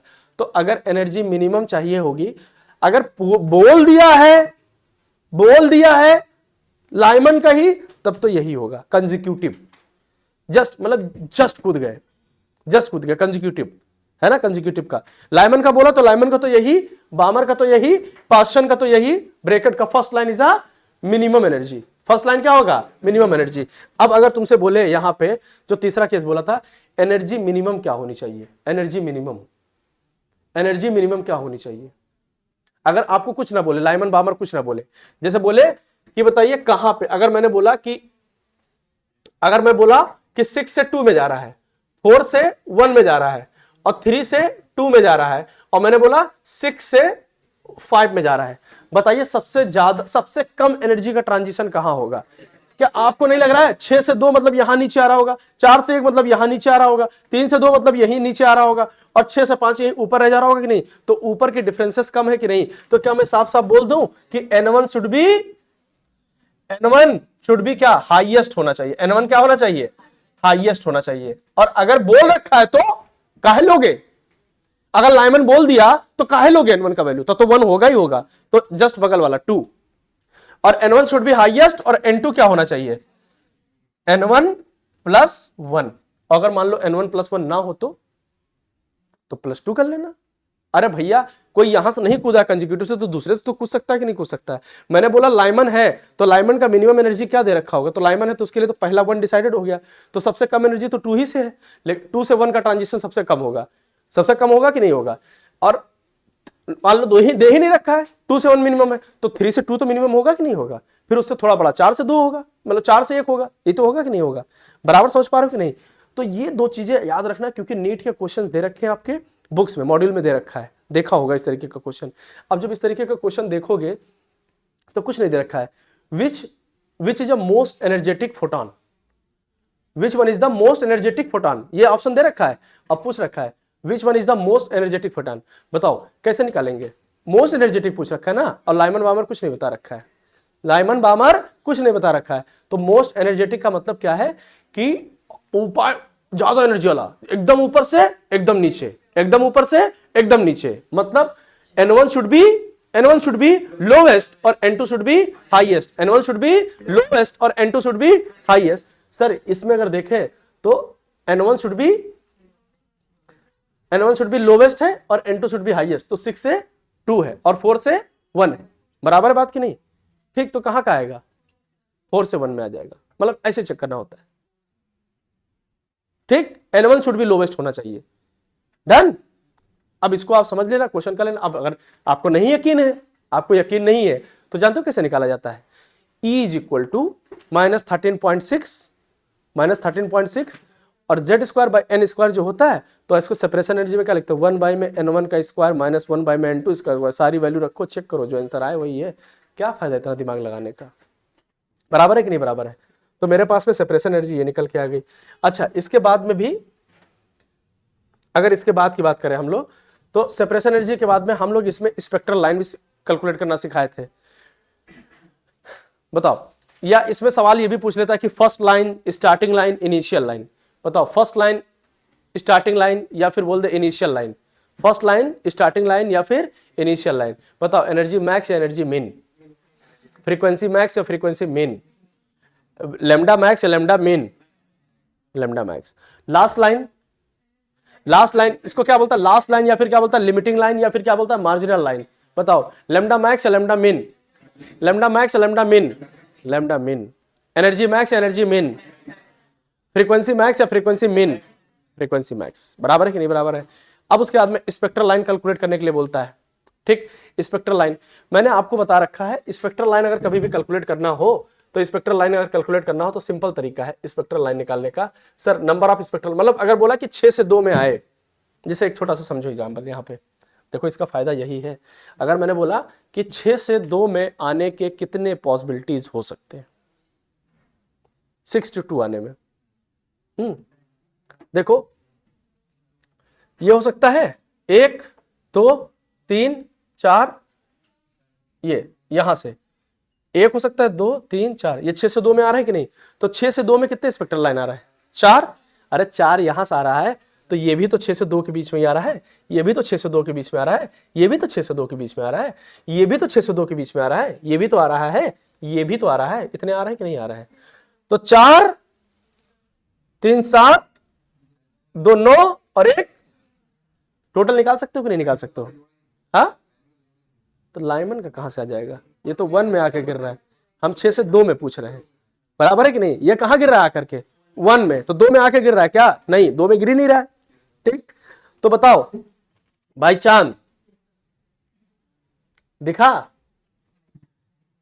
दिन में थोड़ी दिखता है, वो तो हमारी क्लास की खुशनसीबी है कि चांद दिन में भी दिख जाता है, सुबह सुबह भी दिख जाता है, शाम को भी दिख जाता है ना बेटा, हाँ, अच्छा, अब स्पेक्ट्रल लाइन कैसे निकलेगा सर, N2 माइनस N1, और क्या था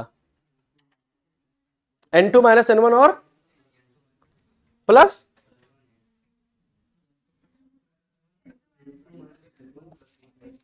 ये सीधा सीधा लिख दे, N2 माइनस N1 प्लस 1 और बाई में 2, बताओ अभी कौन सा एग्जांपल लिया था हमने, 6 से कहां गए थे, 6 से कहां गए थे 2 में, तो 6 माइनस 2 और प्लस 1 और अपॉन में 2, ये तो है,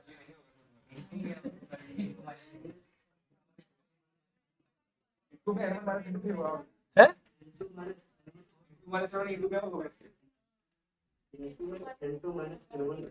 अरे रुक जाओ तुम लोग, पता नहीं क्या बता रहे हो,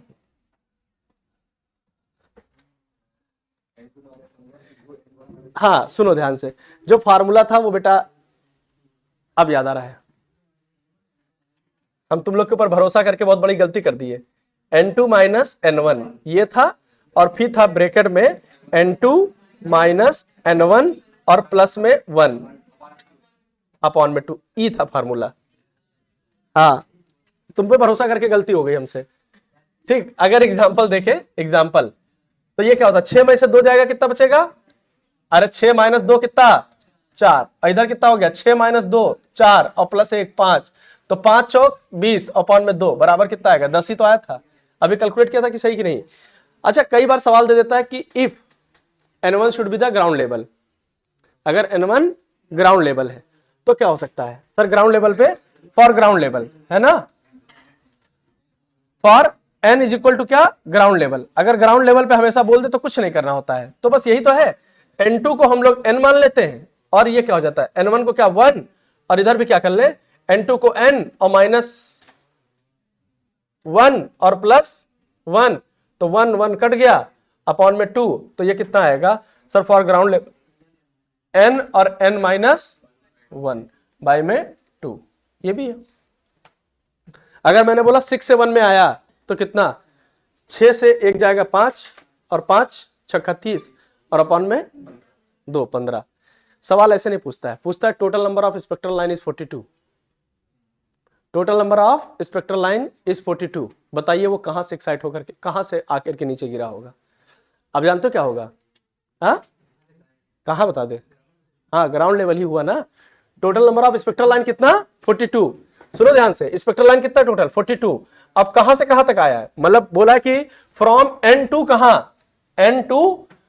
N2 कहां 1, तो बताइए N की वैल्यू क्या होगी, आपको क्या बताना है N की वैल्यू क्या होगी, सर N की वैल्यू तो पता करना है, तो सर हम बता दें क्या, बताएं, बुरा तो नहीं मानोगे, बुरा तो नहीं मानोगे, और मान के भी क्या कर लोगे तुम्हें, ठीक है, अब 42 है, ये 42 है, तो ये क्या होगा N और N माइनस 1 बाय में 2 करें, अब तुम इसको सॉल्व करोगे, तुम इसको सॉल्व करोगे, मैथ वाले तो सॉल्व कर लेंगे, दिमाग लगा लेंगे, 42 दूना 84 कर लेंगे, n इंटू स्क्वायर कर लेंगे, माइनस n कर लेंगे, बन गया क्या क्वाड्रेटिक इक्वेशन, अब क्वाड्रेटिक इक्वेशन से 2 वैल्यू निकालेंगे, एक पॉजिटिव और एक निगेटिव, ठीक, हम तुमको बायो वाली मैथ बताएं, बताएं, ये जो वैल्यू होगा ये कम होगा कि नहीं एक, क्योंकि देखो ये कम है कि नहीं, तो या तो ये अगर मान लीजिए n की वैल्यू 1 हो गया तो ये 1 माइनस 0। अच्छा ये क्या करूं, 42 को 2 से मल्टीप्लाई कर लो तो कितना हो जाएगा 84। कितना हो जाएगा 84। ठीक, तो ये n और ये n माइनस 1। अगर ये 1 तो ये कितना हो गया 0, मतलब अगर मैं n की वैल्यू कितना ले रहा हूं 1 तो ये कितना हो गया 0। बराबर है कि नहीं बराबर है, पक्का ना। सुनो ध्यान से, अगर ये 1 तो ये हो गया 0, अगर ये 2 तो ये 1, तो 2 1 जा 2, 3 2 जा 6 और 4 3 जा 12। अगर ये 5 है तो ये 4 होगा कि नहीं होगा, तो 5 चौक 20। अगर ये 6 है तो मतलब ये 7 है तो कितना होगा 6, 7 छंग 42। ठीक, अब बताओ अगर ये 8 है तो ये 7, तो 8 सते 56। अगर ये 9 है तो ये कितना 8, तो कितना हो गया 9 8 72।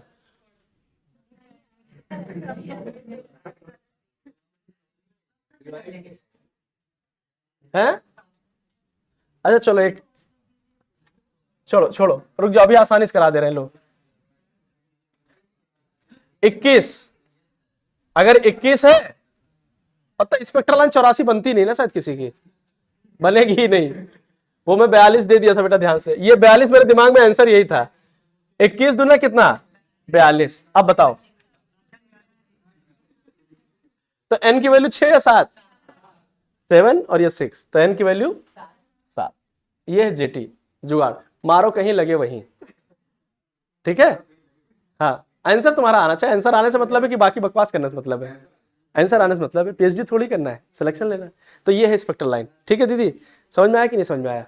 ठीक, इसमें सवाल जानते क्या पूछ लेगा, सवाल जानते क्या पूछ लेगा, स्पेक्ट्रल लाइन है, ये स्पेक्ट्रल लाइन पता चल गया, पूछ लेगा सवाल कि नंबर ऑफ यूवी लाइन कितने होंगे, नंबर ऑफ विजुअल लाइन कितने होंगे।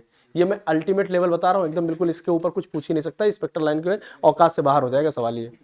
अगर पूछ लेगा अब 42 है, अब तुम एक एक स्ट्रक्चर ड्रा करो, ये लाइन वो लाइन, ये लाइन वो लाइन, है ना, या दिमाग लगाओ। ये कहां से चला है 7 से 1 में आया है, तो टोटल लाइन, तो टोटल लाइन कितनी है 42 आ रही ना, कितनी लाइन आ रही है 42, बराबर है। अगर पूछे आपसे कि विजुअल लाइन कितने होंगे, यूवी रेज, यूवी लाइन मतलब, तो लाइमन वाला होगा, क्या ये 1 में गिर रहा है कि नहीं गिर रहा है, पहले तो यही चेक कर लेंगे गिर रहा है कि नहीं। अगर 1 में गिर ही नहीं रहा है, 2 में गिर रहा है डायरेक्ट, तो क्या यूवी लाइन होगी, क्या नहीं होगी, तो ये 1 में गिर रहा है। ठीक, बताओ कितनी लाइन हो सकती है सर, इसको निकालते हैं डेल्टा एन से, कैसे 7 माइनस 1 कितना हो गया 6। बताओ विजुअल लाइन कितने, ये विजुअल है कि यूवी है, यूवी है ना, तो 7 माइनस कितने 2, कितना हो गया 5, बराबर है पिंटू जी, बराबर है। हाँ तो इधर देख लो, और इधर देखो, ये हो गया कौन सा यूवी, कौन सा हो गया यूवी, और ये कौन सा होगा विजिबल। अब कौन सा है बेटा, अब सारे के सारे इंफ्रारेड होंगे कि नहीं, तो 7 से माइनस कितना 3, और 7 से माइनस कितना 4, और 7 से माइनस कितना 5, और 7 से माइनस कितना 6, और फिर 7 से माइनस 7, वहीं से कूद के वहीं रह गया मैं, ये कूदा क्या मैं, नहीं ना बेटा। तो ये डेल्टा एन, ये डेल्टा एन, ये भी डेल्टा एन, बताओ ये कितना निकल के आ रहा है 4 3, कितना निकल के आ रहा है 5 6 5 11 11 4 15 15 3 18 और 2 20 और 1 स्पेक्ट्रल लाइन कितनी थी 21 ही तो थी। क्या ये भी चेक करके बता सकते हो। तो ये जब पूछेगा ना कि कौन सी स्पेक्ट्रल लाइन, तो सर दिमाग में क्या रखना है कहां से और कौन सी पूछा है, तो उसका n1 कितना, बस। अगर पूछा होता 8 से आया है तो पूछ लेता, अगर 8 से आया है 2 में गिरा है तो यूवी कितना 0, 8 से आया 2 में गिरा यूवी कितना, 8 से आया 2 में गिरा यूवी 0। अगर 8 से आया 2 में गिरा यूवी 0 है, तो 8 से आया 2 में गिरा तो अमर कितना 6, इंफ्रारेड कितना, बाकी सब कैलकुलेट कर लो, नहीं कर सकते। तो ये हो गया हमारे पास में क्या बेटा हाँ, खत्म तो करना ही है आज। आज कौन सा दिन है? वेडनेसडे है ना? हाँ, तो आज मुझे लग रहा है 5 बज जाएगा आप लोग का। कोई दिक्कत तो नहीं है? कोई दिक्कत तो नहीं ना दीदी? पानी तुम्हारा है? उधार पी रहा हूँ, ले लेना कल पानी।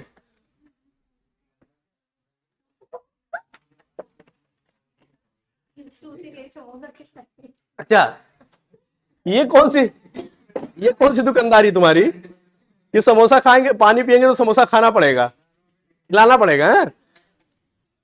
ये भी होता है क्या? चलो अच्छा ध्यान से सुनो। मुझे लग रहा है नींद चली गई होगी कुछ लोगों की, बहुत देर से आ रही थी। बहन जब भी आया करो, नाम नहीं ले रहा हूं नहीं तो ऑनलाइन बेइज्जती होगी, ठीक है? जब आया करो, जो लोग भी क्लास में आते हैं तो अपने साथ इस क्लास में खाली पेन लेके आया करो और कॉपी लेके आया करो, और बैग भी ला सकते हो, है ना? नींद को अपने साथ ना लेके आया करो, ठीक? कई बार होता क्या है कि तुम लोग को छोड़ करके वो देखते कि सर बड़ा स्मार्ट लग रहे हो, आके हम ही लिपट जाते हैं, ठीक? हम पढ़ाते पढ़ाते भी हम भी नींद में आ जाते हैं। खैर चलो, एक चीज और सिखा देता हूं बेटा, सुनो, एक चीज और सिखा देता हूं आपको। मैंने बोला था रिडबर्ग कांस्टेंट कैलकुलेट करना सिखाया मैंने, मतलब रिडबर्ग का मैंने फार्मूला बताया था। हमने कहा था रिडबर्ग का डायमेंशन क्या होता है? What is the dimension of Rydberg? नहीं पता? L-1। इतना मारूंगा ना दांत तोड़ दूंगा यहीं पे। क्या होता है रिडबर्ग का डायमेंशन? रिडबर्ग कांस्टेंट का होता है L-1, ये सिखाया था। और रिडबर्ग का भी होता है एनर्जी के बराबर Ml2T-2। नहीं बताया था? अभी जल्दी बताया था, भुला दिए सब लोग, है ना? तो आज मैं क्या करने जा रहा हूं? रिडबर्ग सिखाने जा रहा हूं आपको। रिडबर्ग क्या होता है बेटा? सुनो ध्यान से। रिडबर्ग कहां से आता है बेटा? जब दो एटम के बीच में एनर्जी का जब सेपरेशन होता है, ठीक है? या मैं डेरिवेशन नहीं सिखा रहा हूं, मैं सीधा निकालने जा रहा हूं क्या? 1/λ। रिडबर्ग कांस्टेंट क्या होता है? 1/λ इज इक्वल टू क्या होता है बेटा? RZ²। ये क्या है? रिडबर्ग कांस्टेंट सिखा रहा हूं। क्या सिखा रहा हूं?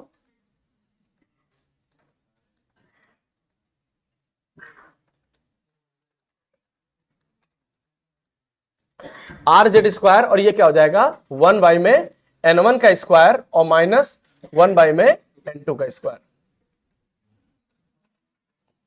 डन? निकाल सकते हो कि नहीं? R क्या है? Rydberg constant. Z क्या एक नंबर है? Z एक नंबर है, N भी एक नंबर है, ये भी एक नंबर है। Z क्या है? Atomic number. N क्या है?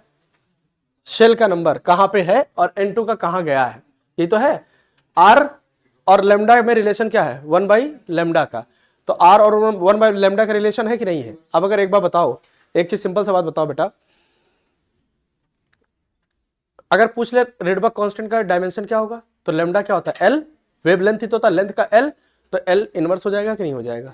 ठीक बराबर है कि नहीं? तो ये तो मुझे पता चल गया कि ये 1/λ इज इक्वल टू RZ²। और R की वैल्यू क्या होती बेटा? मुझे नहीं पता। मुझे R की वैल्यू अगर पता करनी है, सिंपल 1/R की पता है, क्या होता है? 912 एंगस्ट्रॉम। ये आसानी से हर बार, क्योंकि लैम्डा को पलटोगे तो R नीचे आएगा। देखो सवाल यहीं पे फंसता है। सवाल क्या फंसेगा? यहीं पे पूछेगा। अगर आपसे पूछेगा कि लैम्डा मैक्स ऑफ बामर लेना है, क्या लेना है बेटा? लैम्डा मैक्स ऑफ बामर लेना है, और बोल देगा कि लैम्डा मिन क्या लेना है बेटा? लैम्डा मिन ऑफ पास्चन लेना है। लैम्डा मिन ऑफ पास्चन लेना है। बताइए क्या दोनों का रेशियो निकाल सकते हो कि नहीं निकाल सकते हो? कैसे निकलेगा? सोचो। अगर दोनों रखोगे तो RZ² तो कट जाएगा ना, RZ² कट जाएगा। लैम्डा मैक्स बामर लेने के लिए आप बताओ जरा सा, N1 की वैल्यू क्या लोगे? लैम्डा मैक्स निकालना है ना, लैम्डा मैक्स। अच्छा, मैक्स लैम्डा N1 बोल दिया बामर के लिए, तो प्री डिसाइडेड है कि N1 का वैल्यू 2 और N2। अगर लैम्डा मैक्स चाहिए तो मतलब एनर्जी मिन, तो एनर्जी मिन कब आता था? जस्ट कंसेक्यूटिव ना, तो 2 के बाद क्या होगा? 3। अगर मैक्स पूछा होता तो क्या होता? इनफाइनाइट। अब पास्चन लैम्डा मिन पूछा, मतलब एनर्जी मैक्स, मतलब एनर्जी मैक्स। तो एनर्जी मैक्स की बात अगर किया हुआ है तो इसका मतलब N1 की वैल्यू कितनी होगी बेटा? N1 पास्चन के लिए 3, और N2 की वैल्यू कितनी? इनफाइनाइट। बराबर सही है कि नहीं सही है? ये इनफाइनाइट है, फिर कोई 8 ना पढ़ लेना, ठीक है? कसम है तुम्हें, ठीक है? अगर 8 पढ़ा तुमने तो तो अब लेमडा मैक्स है। अब देखो मजे की बात बताऊं तुम्हें, अब तुम क्या करोगे, यहां पे वैल्यू किसकी रखोगे, यहां पे वैल्यू क्या होगा, लेमडा मैक्स जब बोला मैंने तो उठा के फट से वैल्यू रखोगे 1/n² माइनस 1/n², है ना। अरे पागलो, यहाँ पे लेमडा और इनवर्स का रिलेशन जो है ना, तो ये किसमें है, अगर लेमडा पलटा है, अगर लेमडा पलटा है तो क्या वैल्यू भी पलटेगी कि नहीं पलटेगी, बराबर है कि नहीं बराबर है। तो अगर मैं चाहूं तो यहां पे इसकी वैल्यू यहां रखेंगे RZ² क्या होगा 1 में लेमडा मैक्स ऊपर गया है ना,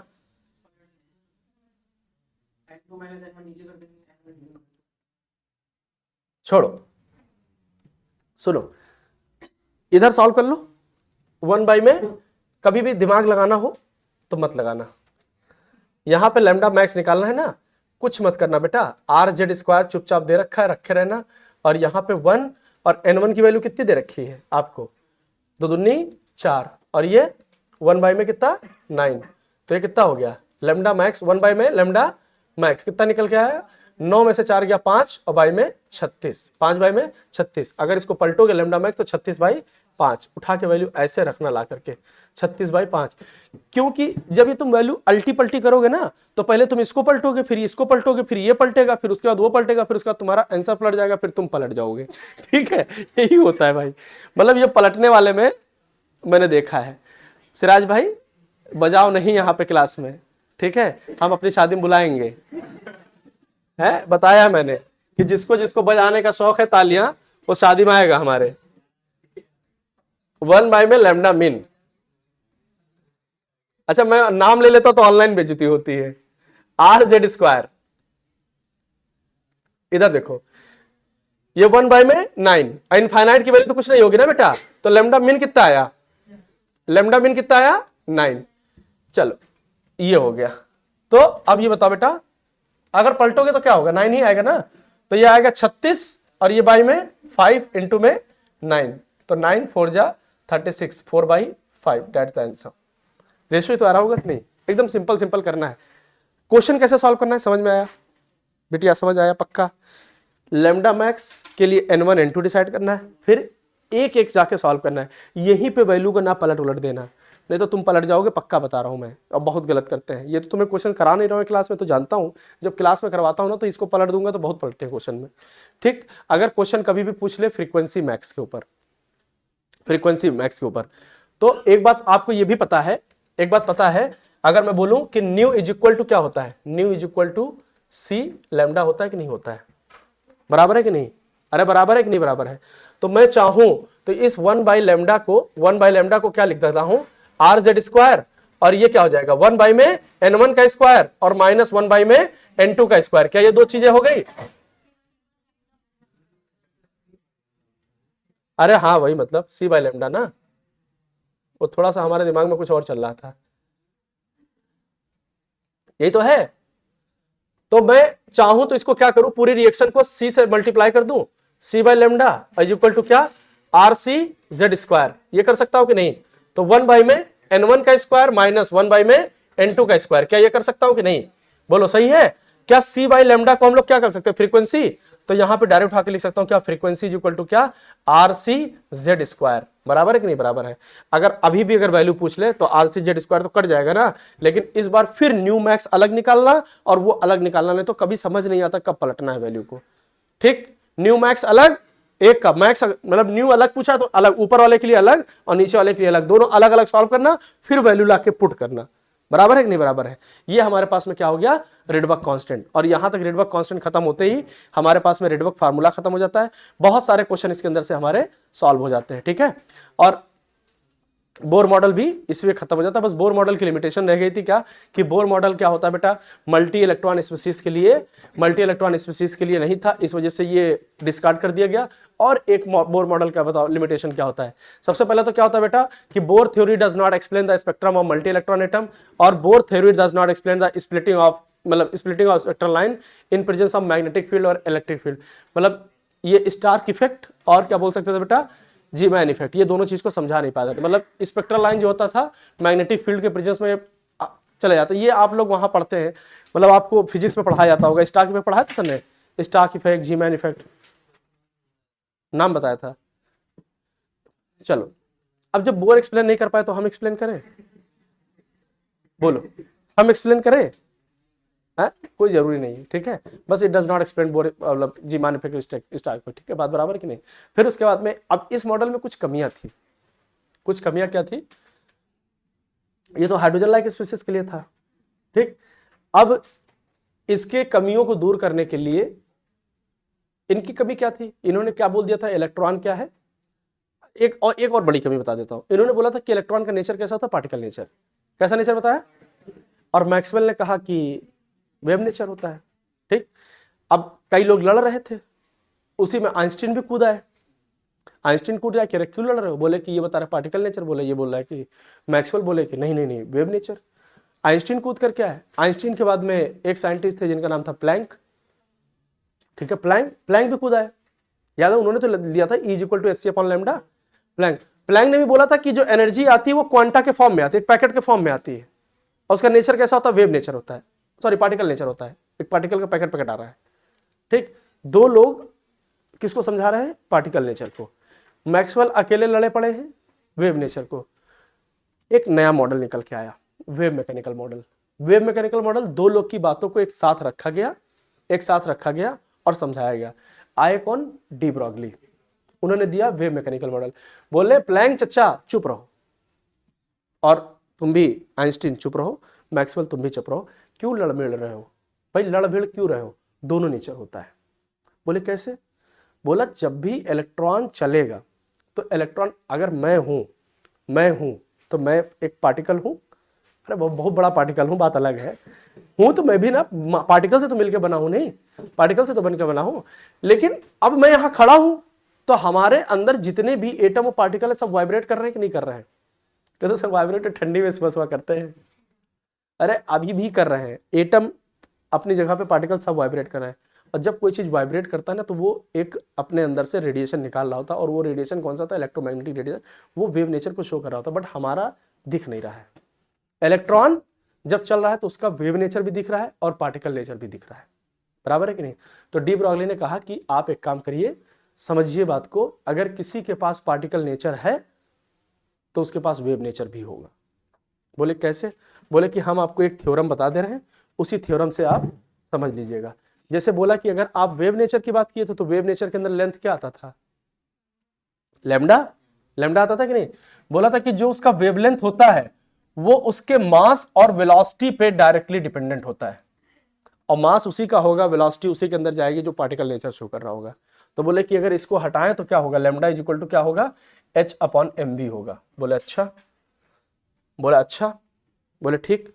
बोले और कोई तरीका है इसको एक्सप्लेन करने का? बताओ, इसको कोई और तरीका है एक्सप्लेन करने का? बोले कि हाँ है। बोले कौन सा तरीका है? बोले कि एक चीज बताओ, अगर मान लीजिए कोई इलेक्ट्रॉन है, अगर इलेक्ट्रॉन है तो आपने बोला था कि इलेक्ट्रॉन जो है सर्कल में चारों तरफ चक्कर लगा रहा होगा कि नहीं लगा रहा होगा? ये तो बोला था कि नहीं बोला था? अरे सर्कल में चक्कर लगा रहा है कि नहीं लगा रहा है? अरे बोलो, यही तो कह रहे हैं कि एक इलेक्ट्रॉन सर्कल में चक्कर लगा रहा है, अरे यही तो बोला है। बोलो भाई, तो अगर पार्टिकल नेचर है, अकॉर्डिंग टू बोर इलेक्ट्रॉन चारों तरफ चक्कर लगा रहा है तो उसके पार्टिकल नेचर को तो बता रहा है कि पार्टिकल नेचर से। मैक्सवेल के हिसाब से अगर कोई इलेक्ट्रॉन चक्कर लगा रहा है तो क्या वो वेव बना रहा होगा कि नहीं? ये वेव बना रहा होगा कि नहीं बना रहा होगा? बोलो, एकदम सिंपल बात है कि नहीं सिंपल बात है? अगर मैं आपसे एक बात बताऊं बेटा, एक बात बताऊं, इतनी सिंपल समझो, चलो अच्छा, ये पूरा जो सर्कल कंप्लीट हुआ वो कितना होगा? 2πr। अच्छा, ये इतना समझ में आ गया कि नहीं? इसको मुझे थोड़ा दूसरे पेज पे पढ़ाना चाहिए था, मैं इधर पढ़ा दे रहा हूं। इसको क्या होता है, सर्किल पूरा कंप्लीट होने के लिए कितना चाहिए बेटा? 2πr, ये तो है। अच्छा, मुझे ये भी पता है mvr = क्या होता है बेटा? mvr = nh/2π। ये क्या है? ये कहां से आया है? एंगुलर मोमेंटम से, ये तो है। अब mvr = क्या हो गया? nh/2π, और यहां पे बेटा 2πr।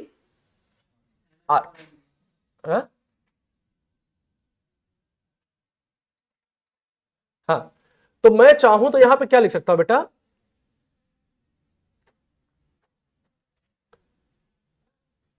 क्या लिखने वाला था मैं भूल गया।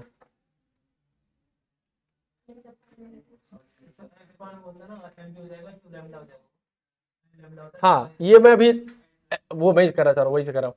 ये लैम्डा इज इक्वल टू क्या लिखा था बेटा हमने, एच अपॉन एम वी। ये बात बराबर है कि नहीं बराबर है। अब एक बात बताओ, अगर मैं आर इज इक्वल टू लिखूं तो आर इज इक्वल टू क्या लिख सकता हूं, एन एच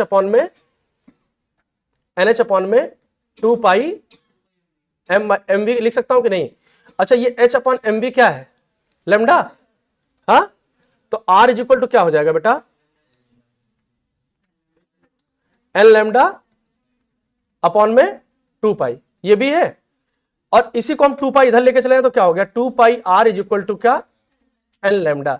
अच्छा एन लैम्डा क्या है, लैम्डा क्या है, वेवलेंथ। और एन क्या है, नंबर ऑफ वेव, या फिर इसी को हम लोग क्या बोले थे, नंबर ऑफ शेल भी बोला था। एन क्या था, नंबर ऑफ शेल और नंबर ऑफ वेव, दोनों चीज था कि नहीं। नंबर ऑफ शेल भी बोल सकते थे और नंबर ऑफ वेव भी बोल सकते थे। जब मैंने ये भी बनाया, अगर मैंने बुलाया, ये मैंने बनाया कितना, जब मैं इसको बनाना शुरू किया तो मैंने यही तो बताया था, हमने कहा था यही तो बेटा वेव नेचर है ना, वेव तो ऐसे बनेगा। और अगर इलेक्ट्रॉन यहां से घूमना शुरू किया, अगर इलेक्ट्रॉन यहां से घूमना शुरू किया, एक छोटी सी एकदम सिंपल सी बात बताओ बेटा, क्या यहां पे अगर मैंने बोला कि n का मतलब क्या है, कि अगर मान लीजिए थर्ड शेल है, अगर ये कौन सा शेल है, थर्ड शेल है, तो मैं इसको ये बात बोल सकता हूं कि यहां पे इसको चाहता हूं थर्ड शेल बोल सकते हो या थर्ड नंबर। क्या मैं एक बात बोलूं कि जितना शेल का नंबर होगा उसके अंदर उतने ही वेव बनेंगे, जो शेल का नंबर होगा उसके अंदर उतने ही वेव बनेंगे। तो क्या मैं ये बात बोल सकता हूं, सर आप चाह रहे थे जब पार्टिकल नेचर आप देख रहे थे तो आपको वो सर्कल दिखाई पड़ रहा था, जब आप उसका वेव नेचर देख रहे थे तो आपको वेव दिखाई पड़ रहा था। दोनों चीज कहां से एक्सप्लेन किया, वो ला करके एक्सप्लेन कहां से किया था, यही तो सिंपल से बात जाके एक्सप्लेन कर दिया था कि नहीं कर दिया था। मतलब अरे थोड़ा सा मैंने इसको क्या कर दिया है, m v r is equal to n h upon 2 pi था, और हम चाहे थे कि हम उठा करके क्या लिख देते, इस सारी वैल्यू को उठा के पुट किए हैं और यहां से निकाल दिए, क्या क्या निकाला था बेटा, 2 pi R is equal to N lambda. यही था, ये डी ब्रॉगली और बोर कॉन्सेप्ट को प्रूव किया गया था। ठीक है, बात बराबर है कि नहीं, दो चीजें प्रूव कर दी थी। अब इससे क्या हुआ बेटा, इससे क्या हुआ कि इन्होंने जब चीजें बताई, इन्होंने जब चीजें बताई कि एच इज इक्वल टू क्या एम वी हो सकता है, तो एम वी को हम लोग चाहें तो ये भी लिख सकते हैं क्या, ये पी स्क्वायर बाई, ये याद है ना काइनेटिक एनर्जी क्या होता था, kinetic energy is equal to p square by में 2m, यही तो है। तो ये पी स्क्वायर है ना, तो चाहो तो पी इज इक्वल टू क्या लिख सकता हूं, अंडर रूट 2m के भी लिख सकता हूं। तो ये लेमडा इज इक्वल टू क्या हो सकता है, h अपॉन में अंडर रूट 2m के, मतलब m क्या मतलब मास पे डिपेंड करने लगा कि नहीं। और एक चीज क्या होता था, काइनेटिक एनर्जी क्या होता था, पोटेंशियल डिफरेंस की किस directly opposite to q v होता था, नहीं क्यू डॉट वी होता था कि नहीं। तो चाहो तो क्या लिख सकते हो, लैम्डा इज इक्वल टू क्या, h अपॉन में अंडर रूट 2m और क्यू वी।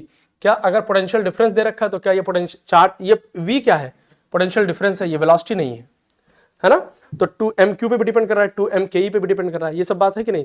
अगर आपको थोड़ा बहुत याद आ रहा हो तो लैम्डा इज इक्वल टू क्या था, 150 फॉर इलेक्ट्रॉन के लिए, अंडर रूट 150 अपॉन में v, याद है कि नहीं याद है, हाँ ये फॉर इलेक्ट्रॉन के लिए याद है कि नहीं याद आ रहा है। ऐसे प्रोटॉन के लिए वैल्यू रख करके पुट कर लेंगे तो हमारे पास 2-3 फार्मूले निकल के आते हैं डी ब्रॉगली से, lambda is equal to h upon M V, lambda is equal to h upon में under root 2m K E, lambda is equal to h upon में under root 2m Q V. क्या इतनी बात बराबर है कि नहीं बराबर। तो इन्होंने डी ब्रॉगली इन्होंने ये बात बताई। अच्छा इनके अंदर एक कमी और रह गई थी, एक कमी और रह गई थी। इन्होंने कहा था कि जब आप इलेक्ट्रॉन की रेडियस बता रहे हैं, इलेक्ट्रॉन का अगर रेडियस बता रहे हैं तो आप उसको रोक करके तो बता रहे होंगे, उसका रोक करके बता रहे होंगे। जब इलेक्ट्रॉन को रोक करके बता रहे हो तो उसकी रेडियस बता दे सकते हो, वेलोसिटी तो बता नहीं सकते हो। जब वेलोसिटी बता रहे हो तो रेडियस नहीं बता सकते हो। भाई अगर मैं यहाँ पे पोजीशन, मैं यहाँ खड़ा हूँ तो बताओ मैं कितनी तेजी से चल रहा हूँ, तो चल थोड़ी रहा हूँ, तब तो रुका हूँ। और जब चल रहा हूँ तो कहाँ खड़ा हूँ, जब चल रहा हूँ तो कहाँ खड़ा हूँ, पोजीशन बता सकते हो क्या। तो क्या कभी किसी एक इलेक्ट्रॉन की एग्जैक्ट पोजीशन और एग्जैक्ट वेलोसिटी बता सकते हो, नहीं बता सकते। तो एक साइंटिस्ट थे हीजनबर्ग, उन्होंने कहा कि एक अनसर्टेनिटी प्रिंसिपल निकालते हैं, कोई भी इलेक्ट्रॉन है और वो मूवमेंट कर रहा होगा तो हम उसको रोक करके वेलोसिटी निकाल सकते हैं, और वेलोसिटी को रोक करके वो निकाल सकते हैं, उसका मल्टीपल बना लेंगे तो हमारे पास में वैल्यू लगभग सेम आ जाएगी, जिसको उन्होंने क्या बोला था, delta X is equal to क्या, delta X is equal to क्या बोला था, delta P is greater than और इक्वल टू h अपॉन में 4 पाई। क्या ये बोला था कि नहीं बोला था। ये x क्या था बेटा, चेंज इन पोजीशन, और डेल्टा p क्या था, चेंज इन मोमेंटम, या इसको इन्होंने ये भी लिख दिया था डेल्टा एक्स इंटू में m और इंटू में डेल्टा v और इज ग्रेटर देन और इक्वल टू h अपॉन में 4 पाई। अगर ये बात लिख दी थी तो इसका मतलब क्या था कि इसी से हम लोग सारी वैल्यू सॉल्व कर लेते हैं। जैसे अगर किसी के अंदर दे रखा हो कि अगर किसी की पोजीशन में अनसर्टेनिटी दे रखी हो, अनसर्टेनिटी दे रखा हो तो उसका हम लोग इलेक्ट्रॉन वेलोसिटी दे रखा हो तो मास रख करके निकालेंगे। अगर इलेक्ट्रॉन का मास नहीं दे रखा तो हमको पोजीशन बता रखा है, वेलोसिटी रख करके वैल्यू निकालेंगे। मतलब ये खाली फार्मूला रखेंगे, वैल्यू निकल आएगी। ठीक, हाँ क्या बेटा, हाँ डेल्टा बी, डेल्टा बी। तो ये क्या है, हीजनबर्ग अनसर्टेनिटी प्रिंसिपल, इसको क्या बोलते हैं, हीजनबर्ग अनसर्टेनिटी प्रिंसिपल। और आपको एक बात बता दूं कि हीजनबर्ग अनसर्टेनिटी प्रिंसिपल की बात कर दूं कि ये दोनों मॉडल मिल करके ही जो मोस्ट एक्सेप्टेड मॉडल है उसकी बुनियाद रखे थे, हीजनबर्ग अनसर्टेनिटी प्रिंसिपल। अब ये सबसे एक्सेप्टेड मॉडल था, सबसे मोस्ट एक्सेप्टेड मॉडल था जब उस टाइम पे, क्योंकि ये तो बोर मॉडल की कमियों को भी बता दिया था ना। लेकिन देखो किसी भी मॉडल को डिस्कार्ड नहीं किया गया था पूरी तरीके से, उनसे कुछ काम की चीजें ले ली गई रदरफोर्ड से, जैसे न्यूक्लियस का रेडियस, एटॉमिक का रेडियस किस रेंज में होगा, फिर बोर से भी काम की चीजें ले ली गई है ना, कि वेलोसिटी, रेडियस, एनर्जी सब उससे कैलकुलेट कर लिया गया, हाइड्रोजन स्पेक्ट्रम सब उससे कैलकुलेट कर लिया गया। जो उसमें कमी थी, कमी को इन्होंने दूर कर दिया, तो इनकी कई बातें ले ली गई। लेकिन ये सारी बात जब ली गई तो ये सब क्लासिकल फिजिक्स का पार्ट था। फिर अचानक से एक नया फिजिक्स आया जिसका नाम क्या था, क्वांटम फिजिक्स। और क्वांटम फिजिक्स ने एक श्रोडिंगर वेव इक्वेशन रखी गई और श्रोडिंगर वेव इक्वेशन से पूरा का पूरा डिराइव किया गया एटॉमिक स्ट्रक्चर का एक नया सेगमेंट जो आकर के चालू हुआ, जिसको हम लोग क्या बोलते हैं, क्वांटम नंबर। ठीक, ये जो मैंने पार्ट पढ़ाया है ये आपके फिजिक्स का पार्ट था, क्लासिकल फिजिक्स जिसको बोलते हैं। तो क्लासिकल फिजिक्स में जब आप लोग मॉडर्न फिजिक्स पढ़ते होंगे तो लगभग सर ये बात पढ़ाते जरूर होंगे, ये छोटी छोटी बातें बताते जरूर होंगे। ठीक है, अब इसमें कई चीजें हो सकती है, आपको वेलोसिटी भी निकलवा सकता था तो फ्रीक्वेंसी भी निकलवा लेता, टाइम पीरियड भी निकलवा लेता। ये जब आप प्रॉपर नोट्स पढ़ेंगे तो नोट्स के अंदर भी दे रखा है, मतलब इसको क्रैश कोर्स में तो नहीं बता सकते हम, लेकिन क्वांटम नंबर में मैंने सारी चीजें बता रखी है आपको। ठीक है, क्वांटम नंबर सारी चीजें मैंने आपको बता रखी है, क्वांटम नंबर से क्या क्या चीज हो सकती है। अगर सब कंक्लूड करोगे तो लगभग पूरा चैप्टर आपका समाप्त हो चुका है, जितना आपको जरूरत थी। ठीक, मैंने इसकी सीट कल आपको भेजी नहीं थी, आज दोनों सीट भेज देंगे आप लोग। इसके क्वेश्चन आपको फ्राइडे सैटरडे में आपको आ जाएंगे, मतलब ये डेली एक वीडियो आ जाएंगे। एक रिडॉक्स का आना है, सॉल्यूशन का PYQ आना है, फिर एटॉमिक स्ट्रक्चर का आना है, फिर पीरियोडिक टेबल का आना है। ठीक, इस वीक में 4 आ जाएंगे। ठीक है, और फिर हम लोग कल कौन सा दिन होगा, थर्सडे, तो कल थर्सडे फिर परसों फ्राइडे, कल 2 दिन के अंदर हम लोग पीरियोडिक टेबल कंप्लीट कर लेंगे। ठीक, अगले वीक में पूरा हम लोग क्या करेंगे, सिर्फ और सिर्फ केमिकल बॉन्डिंग पढ़ेंगे। ठीक है, तो आज की सभा हम लोग यहीं समाप्त करते हैं। और इसके PDF के लिए आप लोग टेलीग्राम के चैनल को ज्वाइन कर लीजिए। जिसको नहीं दे रखा होगा तो लिंक विंक जो है डिस्क्रिप्शन उसमें दे रखा होता है शायद, या पीछे कहीं दे रखा है, देख लेना। Thank you so much everyone.